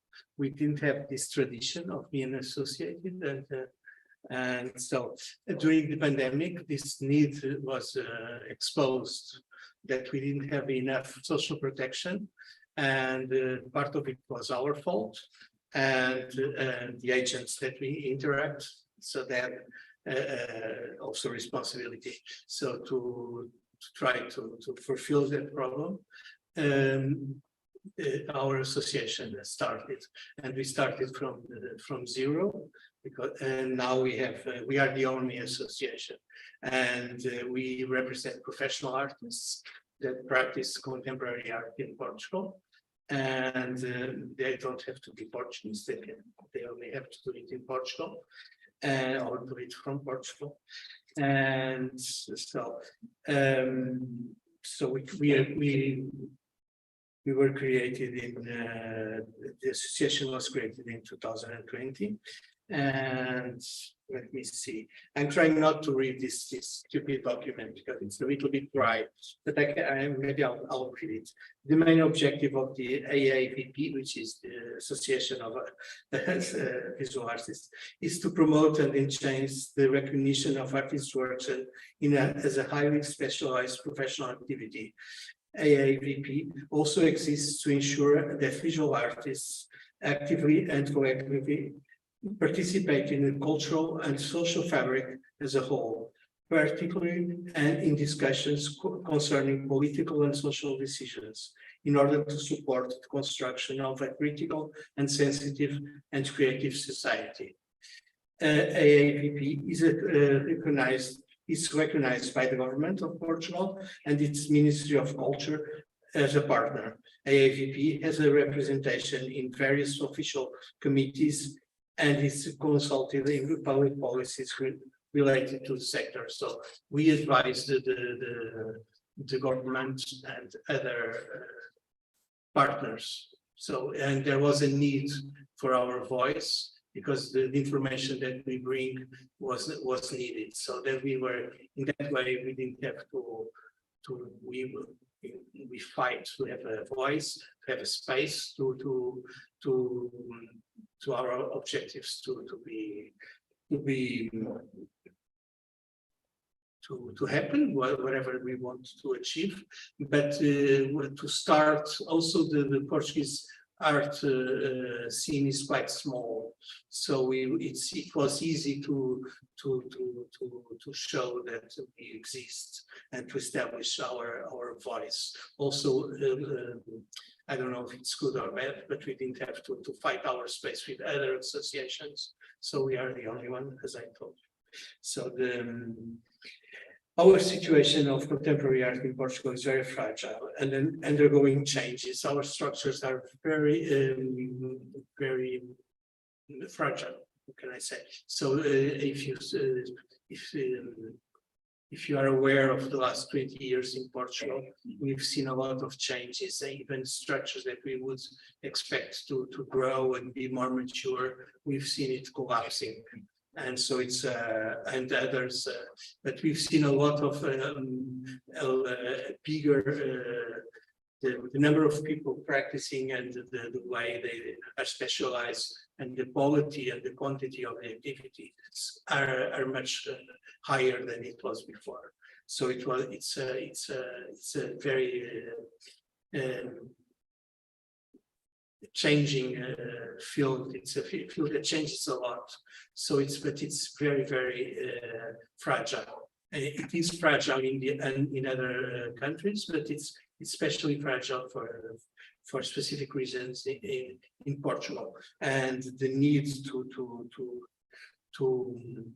address the rights of artists is very strong, and so we think that the work we are doing, it's a fundamental work. So we want to promote fair practices in labor relations.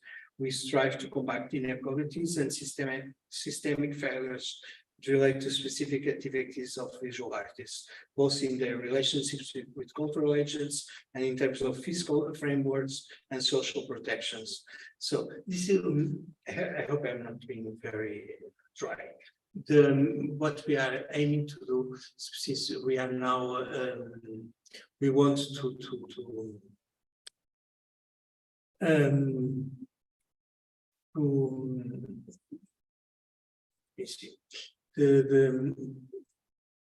we are writing a good practice, best practice document. So that's one of our goals that are very, we hope to achieve very soon. And we are joining the International Association of Artists at the moment. So we will hope to have international, the best in international practice as a reference, and so that's the work we are doing is very basic. It's is exactly what you would expect from an association of artists, and I think the art scene in Portugal is very, it's quite. We have a good the quality and quantity of the manifestations of the art scene is quite good. It's quite good, but what you see is not showing the level of financing. It's hiding the lack of financing, that it's structural. So we will hope to address that. And lately we've seen a lot of even the EVPs example, they have they have an art collection. It's a very small budget that they dedicate to an art collection. From that, and they have this symbolic credit that by having an art collection. So they usually buy one or two pieces of an artist, and that's it. And then you are not bought for years. They don't have even the strong groups of work for of few artists. So it's we've seen lately there are some art collections that are not significant, and they are being shown, and artists' names and copyrights are being used in a way that we feel that it's exploitation, because most of the times we don't have any relation with that event. So it's this is just an example of what's happening at the moment. So and even these art collections go on tour in the country very easily, and they are shown with this as a propaganda for whoever needs to have to promote themselves or the organization. And most of even the strongest organization culturally, which is the Gulbenkian Foundation, that at the moment is showing the art collection. It's an art collection that has 50 years of history. And they have this grand history that it's associated with the works that they are showing. It's really the precarious, the art collection, because they don't, they buy just a few works. So this is just one example of how what we face, that the opportunities that we have and our work is shown are not opportunities of gaining any money, of living from our work. And also the art market in Portugal, it's not a technical term or a legal term, but it's a joke. So it's like something that happens and you feel a surprise. So it's getting better, and we have some good galleries and people that are working, and it's respectful. I should be saying that it's a joke, but I respect the people that intervene in the art market, but it's basically, it's not enough to consider it as a market, as something that can live and can depend. So that's all. We are now at the moment 126 members, not much, but we are growing, and we are doing it in a very sustainable way. And we've been reviewing a lot of the public policies, and luckily we've been able to have this conversation with the government, with the different levels of the government. Also there was, it came to a point because of I think it was 14 years ago, the Ministry of Culture was erased, and it became a smaller organization in the government, and they didn't need the government at the time didn't need to have such a thing as a ministry. So we didn't have anyone working that was specialized in contemporary art. So we would apply for funding, and the people reviewing our forms were people from the performing arts. And so our forms were designed for performing artists. So now we've been redesigning the forms for the visual arts. We have a different contest for visual arts, separate from the performing arts. So we've been able to achieve small things that are bigger than we would expect. So yes. Yeah, okay. I don't know. What about, first of all, thank you so much for speaking with me, and thank you everyone for hanging tight for this amazing presentation. I also just want to give Bahara a shout out, and for Joe and Erica for putting this presentation together. This feels like a conversation that this is a perfect match for me, I feel, even though we only just met 5 seconds ago. I work as the online editor for Economies, but I also am on the board for Arts of the Working Class, which is the publication based in Berlin. And so I've been working around and with a lot of people in conversations that are trying to form solidarity networks amongst artists, and particularly art workers. So art workers that might not be handling commercially or making commercially successful work. So I'm super impressed with what you've already outlined that you've been able to create and to do if only since COVID. So congratulations. But I do just have a few questions. The first being that it sounds like performance artists and filmmakers already had a certain either public funding available to them or some sort of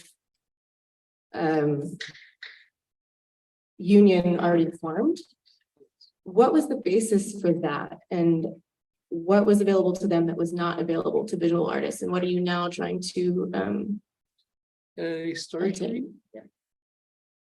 Okay, historically, like the filmmakers, they have the Cinema Institute, and I don't know how old the Cinema Institute, and because it's so specific that cinema was independent, the state always relied on this independent institute to address the funding and the cinema, the Portuguese cinema.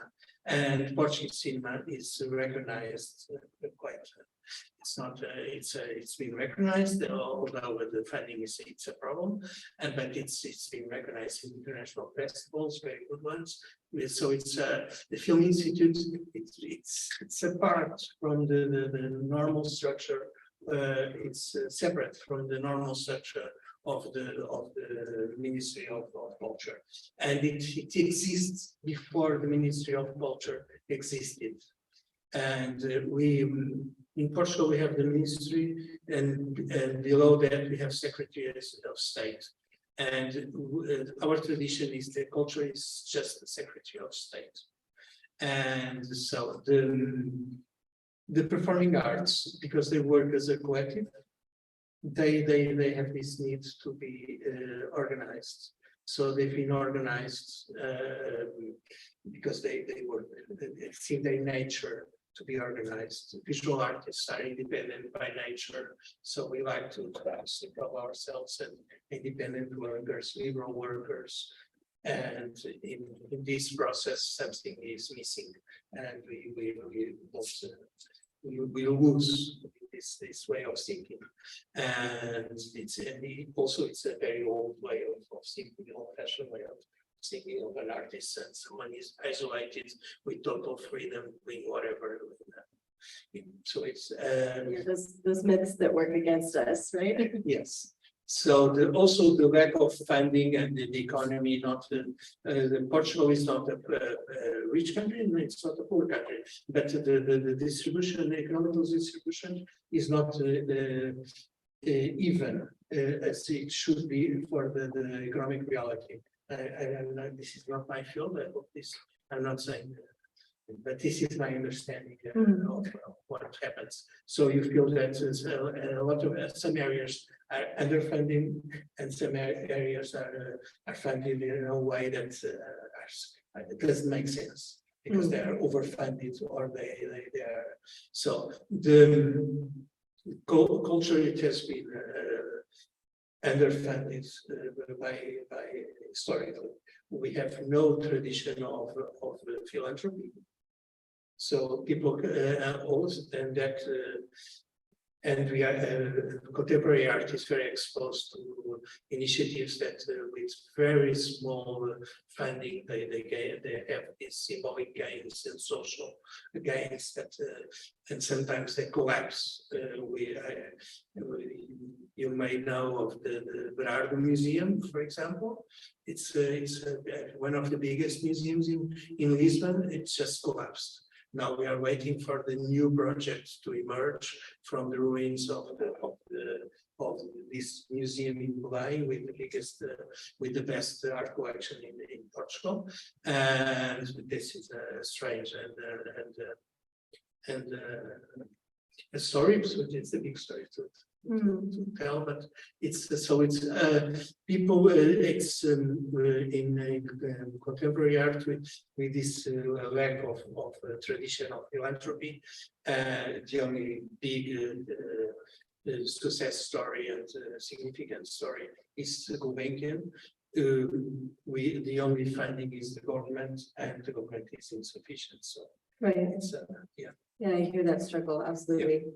Being based in Berlin, we do have a pretty robust publicly funded Kunst social class, so art social class. But this public funding actually comes from a mandate from the German government that says that every citizen needs to be contributing to the healthcare and pension supply of the country. Is there a goal that the AAVP has for your members that you're working with the government to achieve? Like, what policy or initiatives are you particularly aimed at? In that field, and regarding social protection, we have at the moment the government, because of the pandemic, was an opportunity because it exposed the reality, the problems, and the lack of protection, and how and so the government came with this new program, which is the status of the cultural workers. So it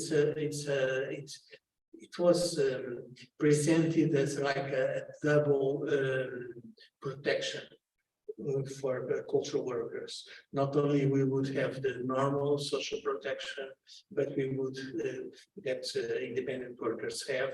But because we are, how do you call it, intermediaries?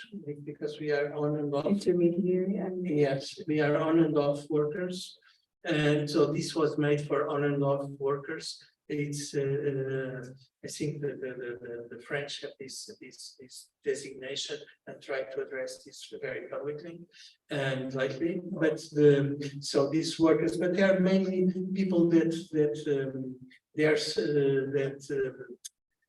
perform services, like the people working concerts, they are technicians, the performing artists.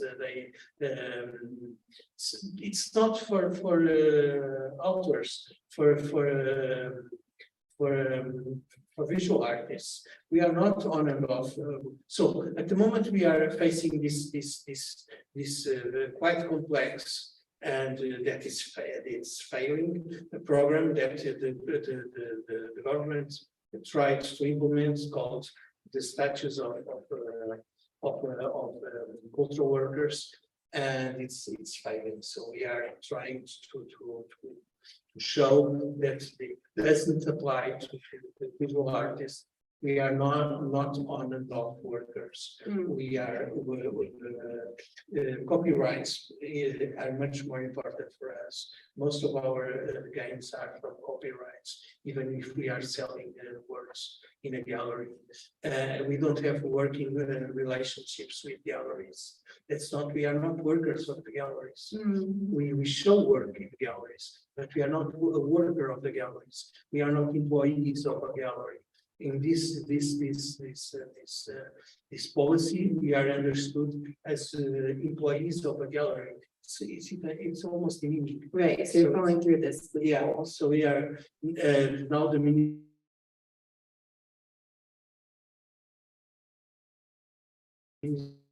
so it's to be able to that he will tell us that we are right, that he knows that we are not employees of a gallery, and that the gallery doesn't have to do this extra effort for our social security. We are in charge for social security, so that's not. Yeah. Right, so it sounds like it will be a struggle to both maintain your independence, but also be seeking government protection and. Yes, but basically it's a dance around an empty plate. So what can you do? Yeah, absolutely. Is there anyone? There is no policy with this empty plate, so it's like, how can you have a? How can you feed everyone? Yeah, how can you design a policy without the proper funding? So Sure. Is there anyone in the audience who has any questions about the AAVP? Or how to get involved? Or beyond?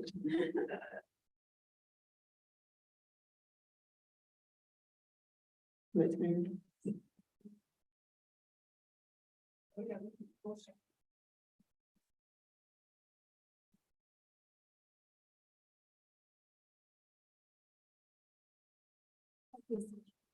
Right, let me give you. Hiya, thank you for your talk. It was really great, thank you. In Britain, we don't have anything like this either. In Britain, we call them freelance workers. Temporary contracts or contracts that we may have with artists that we work with, or artworks we acquire, for example. So it'd be really interesting to see how you develop this as a country, because we are the same. Arts is being cut left, right, and centre. We're under a conservative government. What we can offer as institutions is being cut left, right, and centre to freelance artists, or to even works that we can acquire to be able to support people within our communities. So the gallery that I work with particularly works with people within our local communities. But what we can offer is very limited. So I think what you're proposing as like a freelance artist union is really, really interesting. Really interesting to see how you meeting the minister, and how you as an individual, but you know how you as a people can really develop that to influence how the rest of Europe. I don't know about Germany, but I know certainly in Britain we don't have anything to be able to protect our workers, our freelance workers, our artists. Yeah, so it'd be really interesting to see how you do. Other than like artists, yeah, things like that. But like as individuals, like you know, to be able to fund social security and things like that, like how we're paying for in Britain, like national insurance, for example. You know, we get a chunk of money, but like, you know, we have to pay our own taxes. We have to, you know, then contribute to our national insurance, and if we don't continue to do that, then we get a bill to say that. You know, so it'll be really interesting to see how you as a country, and you as an organisation can really help us influence a lot of what Europe's doing, I think. Let's see. Let's have this conversation in 5 years, because you know. I do want And to, without the conservative, yeah. Maybe this year. No, we have a socialist one. And so the order of things and how it's proposed is better. But again, it's with this funding, there is no project that you can do that is sustainable. You always, so what can you do with this amount of funding? There is not much. And even projects that are funding how long will they be on, will they live? Because they will compete with the other ones that are schools for a very limited funding. And these policies, they can be very well designed, but if you are talking about percentages and having advantages out of percentages that you discount and they contribute. If they're very small, they're very small. Yeah. Hi, thank you so much for this extensive presentations. I think I want to ask all participants, but particularly Eric and Joao, about what, for your opinion, is the perfect source for the art funding, and how do you think that the capital should collaborate with art to be ethical and productive? Thank you.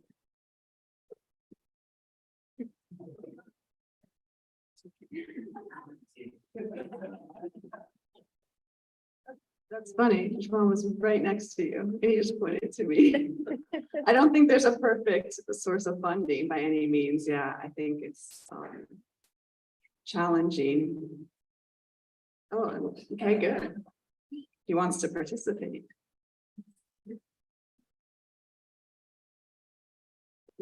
Yeah, I agree with Eric. I mean, our presentation was mostly a provocation that was sort of designed to like, there's the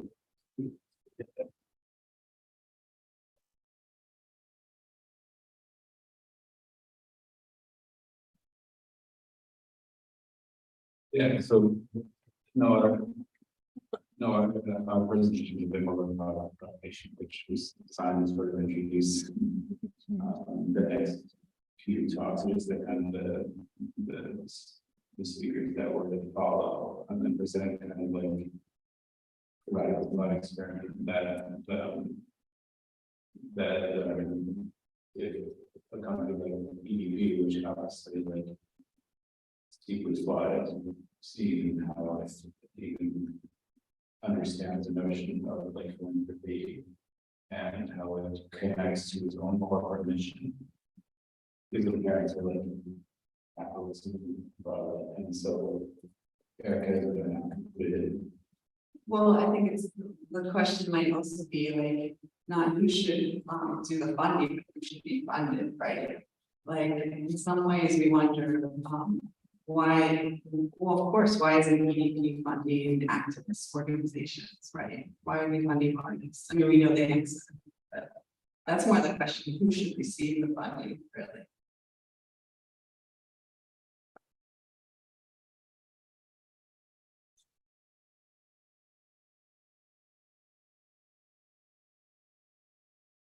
The focus is a bit weird, but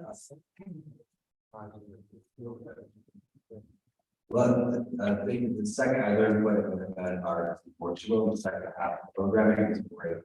So to follow up on that question, it's for Bahar and the rest of the group. There seems to be a tension in presentations today between going to state funding, like it's the neoliberal issue problem right now, a lack of funding, the construction of the arts, culture, loss of resources. There's a struggle to get state and public funding involved, just have presentations, we're going in that direction. And then this seems to be there's a push within this group towards this weird economies thing, which is like an alternative to capitalism. So my question is, I guess, and I have context on, so I can't read your website right now. What exactly is a weird economy? Is it an alternative economy? Is it an anti-capitalist economy? Is it something separate from capital? Or is it just a response to neoliberalism, an attempt to create sort of a community of care, support, and resources for people that's still drawing on the capitalist system? Like, is this group and the issues put forward by this group anti-capitalist, alternative to capitalism, or working somewhere with the capitalism?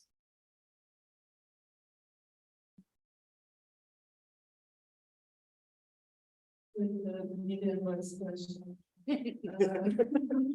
I mean, I have my own, diagnosis and prescription, but I wouldn't say everyone would probably adhere to it. But my sense is, there is something that could be done with alone finance or using the facilities of finance and the toolbox of finance, which art is already kind of, profoundly involved with, that kind of, utilizing the full potentials of it. And I think that might be one, realistic solution left to explore, which many people are, doing it also. I'm talking very broadly and theoretically, but in practice, these projects on, trying to really find value, decentralized value, communalized value, socialized value. Like all these forms of actually engaging with, with both the conceptual toolbox and the, instrumental toolbox of finance that exists. And this is not to say that we can't work with, previous anti-capitalist strategies. I think those are still being explored on weird economies. I think the intention is to leave it slightly open to explore, there's the kind of like multiple strategic devices. But yeah, what I'm mostly interested in is that there's something around speculation that that art is, good at doing, and maybe if it's, if it captures that speculative space in its own way, in a kind of social, communal, collective way, it might open up some possibilities. And this is, yeah, I mean, I was also involved with like, some regulated projects and thinking about different forms of unionizing in art that could address, the larger kind of, we have someone from, like, this is really great to hear from a, a local perspective.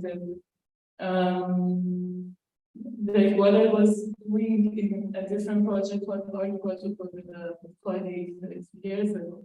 I think the diagnosis becomes that, if you look at what contemporary art is, it's essentially transnational. And works on very kind of, deregulated grounds, so to try to kind of bring that under some kind of control becomes a kind of transnational task. And that's where kind of the challenges, I think, which, yeah, involves like, all forms of working. So I'm mostly interested in, exploring the speculative side of the spectrum, but everything that works, on different scales is valid. I don't know if anybody else wants to add to that.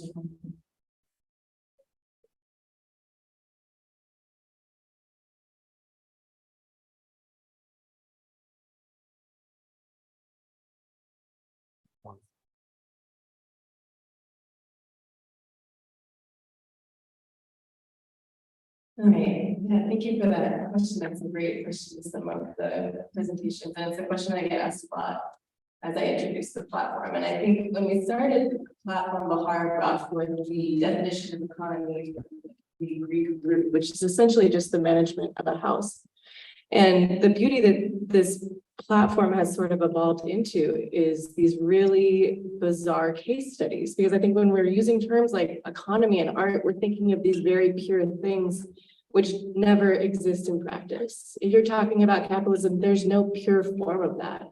on earth because it's always interacting within a local context of values, of government, of history, of ecology, all of these things. And so when we really want to have conversations about how to radically disrupt these systems, we really have to look at what's already being done and how they are being lived within their specific context. And so, yeah, I think this program is just looking specifically at, rather than using really broad terminology, how do we highlight the actions and events that are already occurring within local context? Like, what are people doing on the ground to try to eat? Like, how are activists trying to get their work communicated? And are they calling it art in order to get funding? Hell yeah. Like, this is, it's complicating, it's weirding, it's queering, whatever adjective you want to use but yeah, this platform is just a place to show what's actually happening on the ground within these broad and lofty terms. So, Bahar, do you want to have one last word, or Eric and Joao? Question on the chat. Is it, what is art?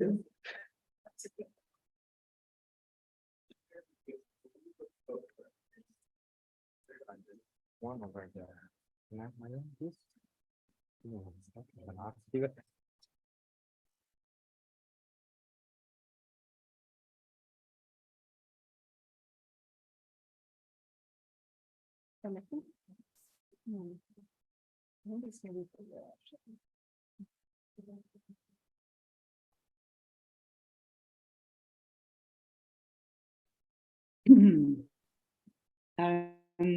I'd also kind of like to respond to that question, but there's a question in the chat about the AAVP. I can't hear anyone right now, actually. All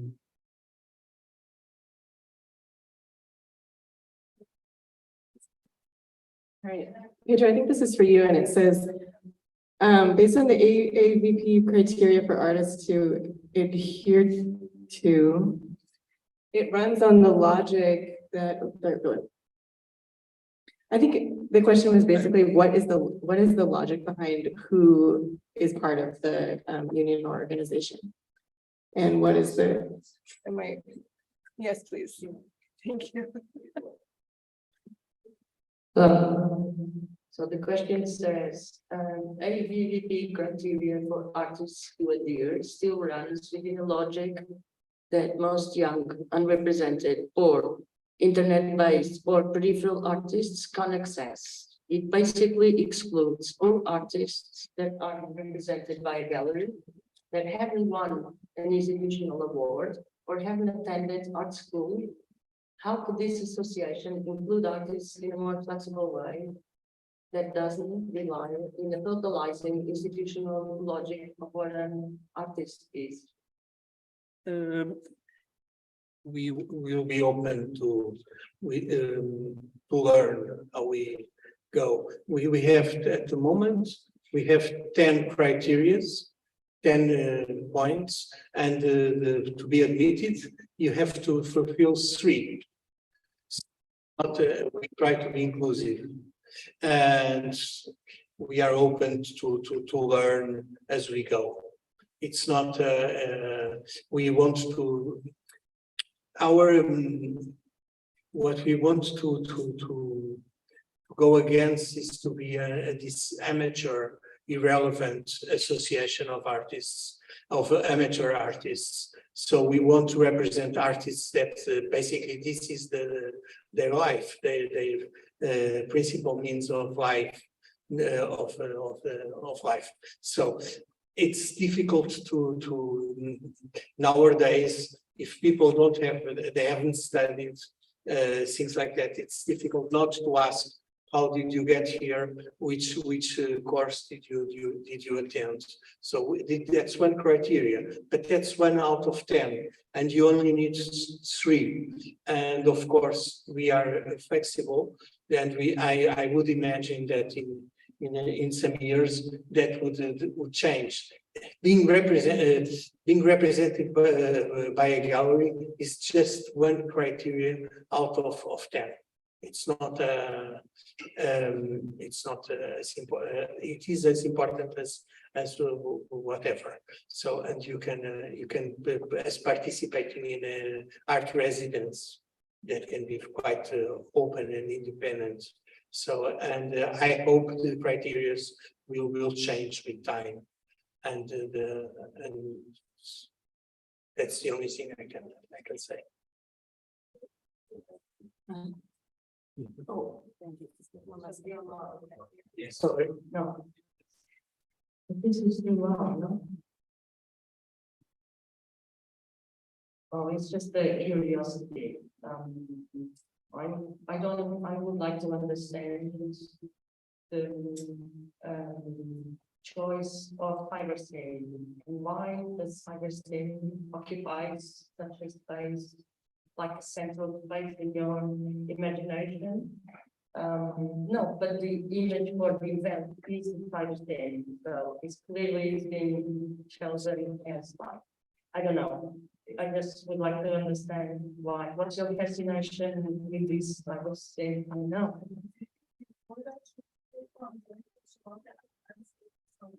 And then that song, I think,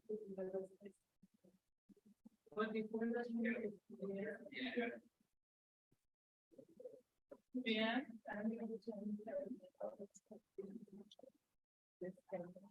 Bien. Bien. Yeah, let's hear from you on this last point.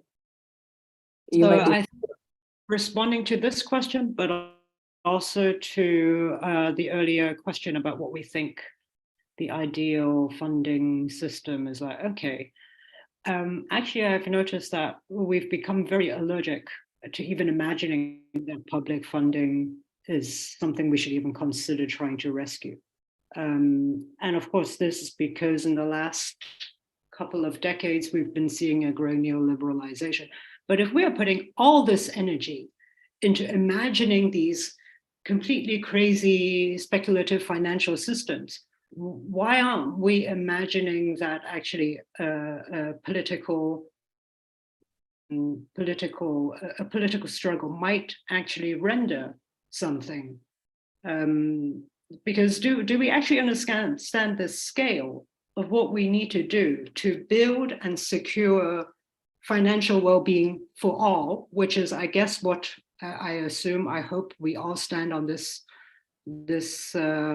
principle that we want well-being for all, or as much as we can. If we're going to if we're serious about securing well-being, the scale and the efforts to build these things, and actually reclaiming the things that are existing, like, for example, the NHS, and actually, for example, build a brand new health system. It's almost like we have lost even the imagination to imagine that the public is a worthwhile project. And I think this is something that should come back onto the menu. I totally agree with that. I think the infrastructure is there, the tax system is there, and I don't know, if no money is clean, at least public funding you'll be able to create art that doesn't have the strings attached or have your face plastered on an oil company's commercial spot. So, all right, I'm getting the wrap-up call. Thank you everyone for sitting through this. Pedro, thank you so much for your effort. And I just have more questions for you, and then we can talk after and exchange info. Yeah, everyone, thank you so much. Thank you.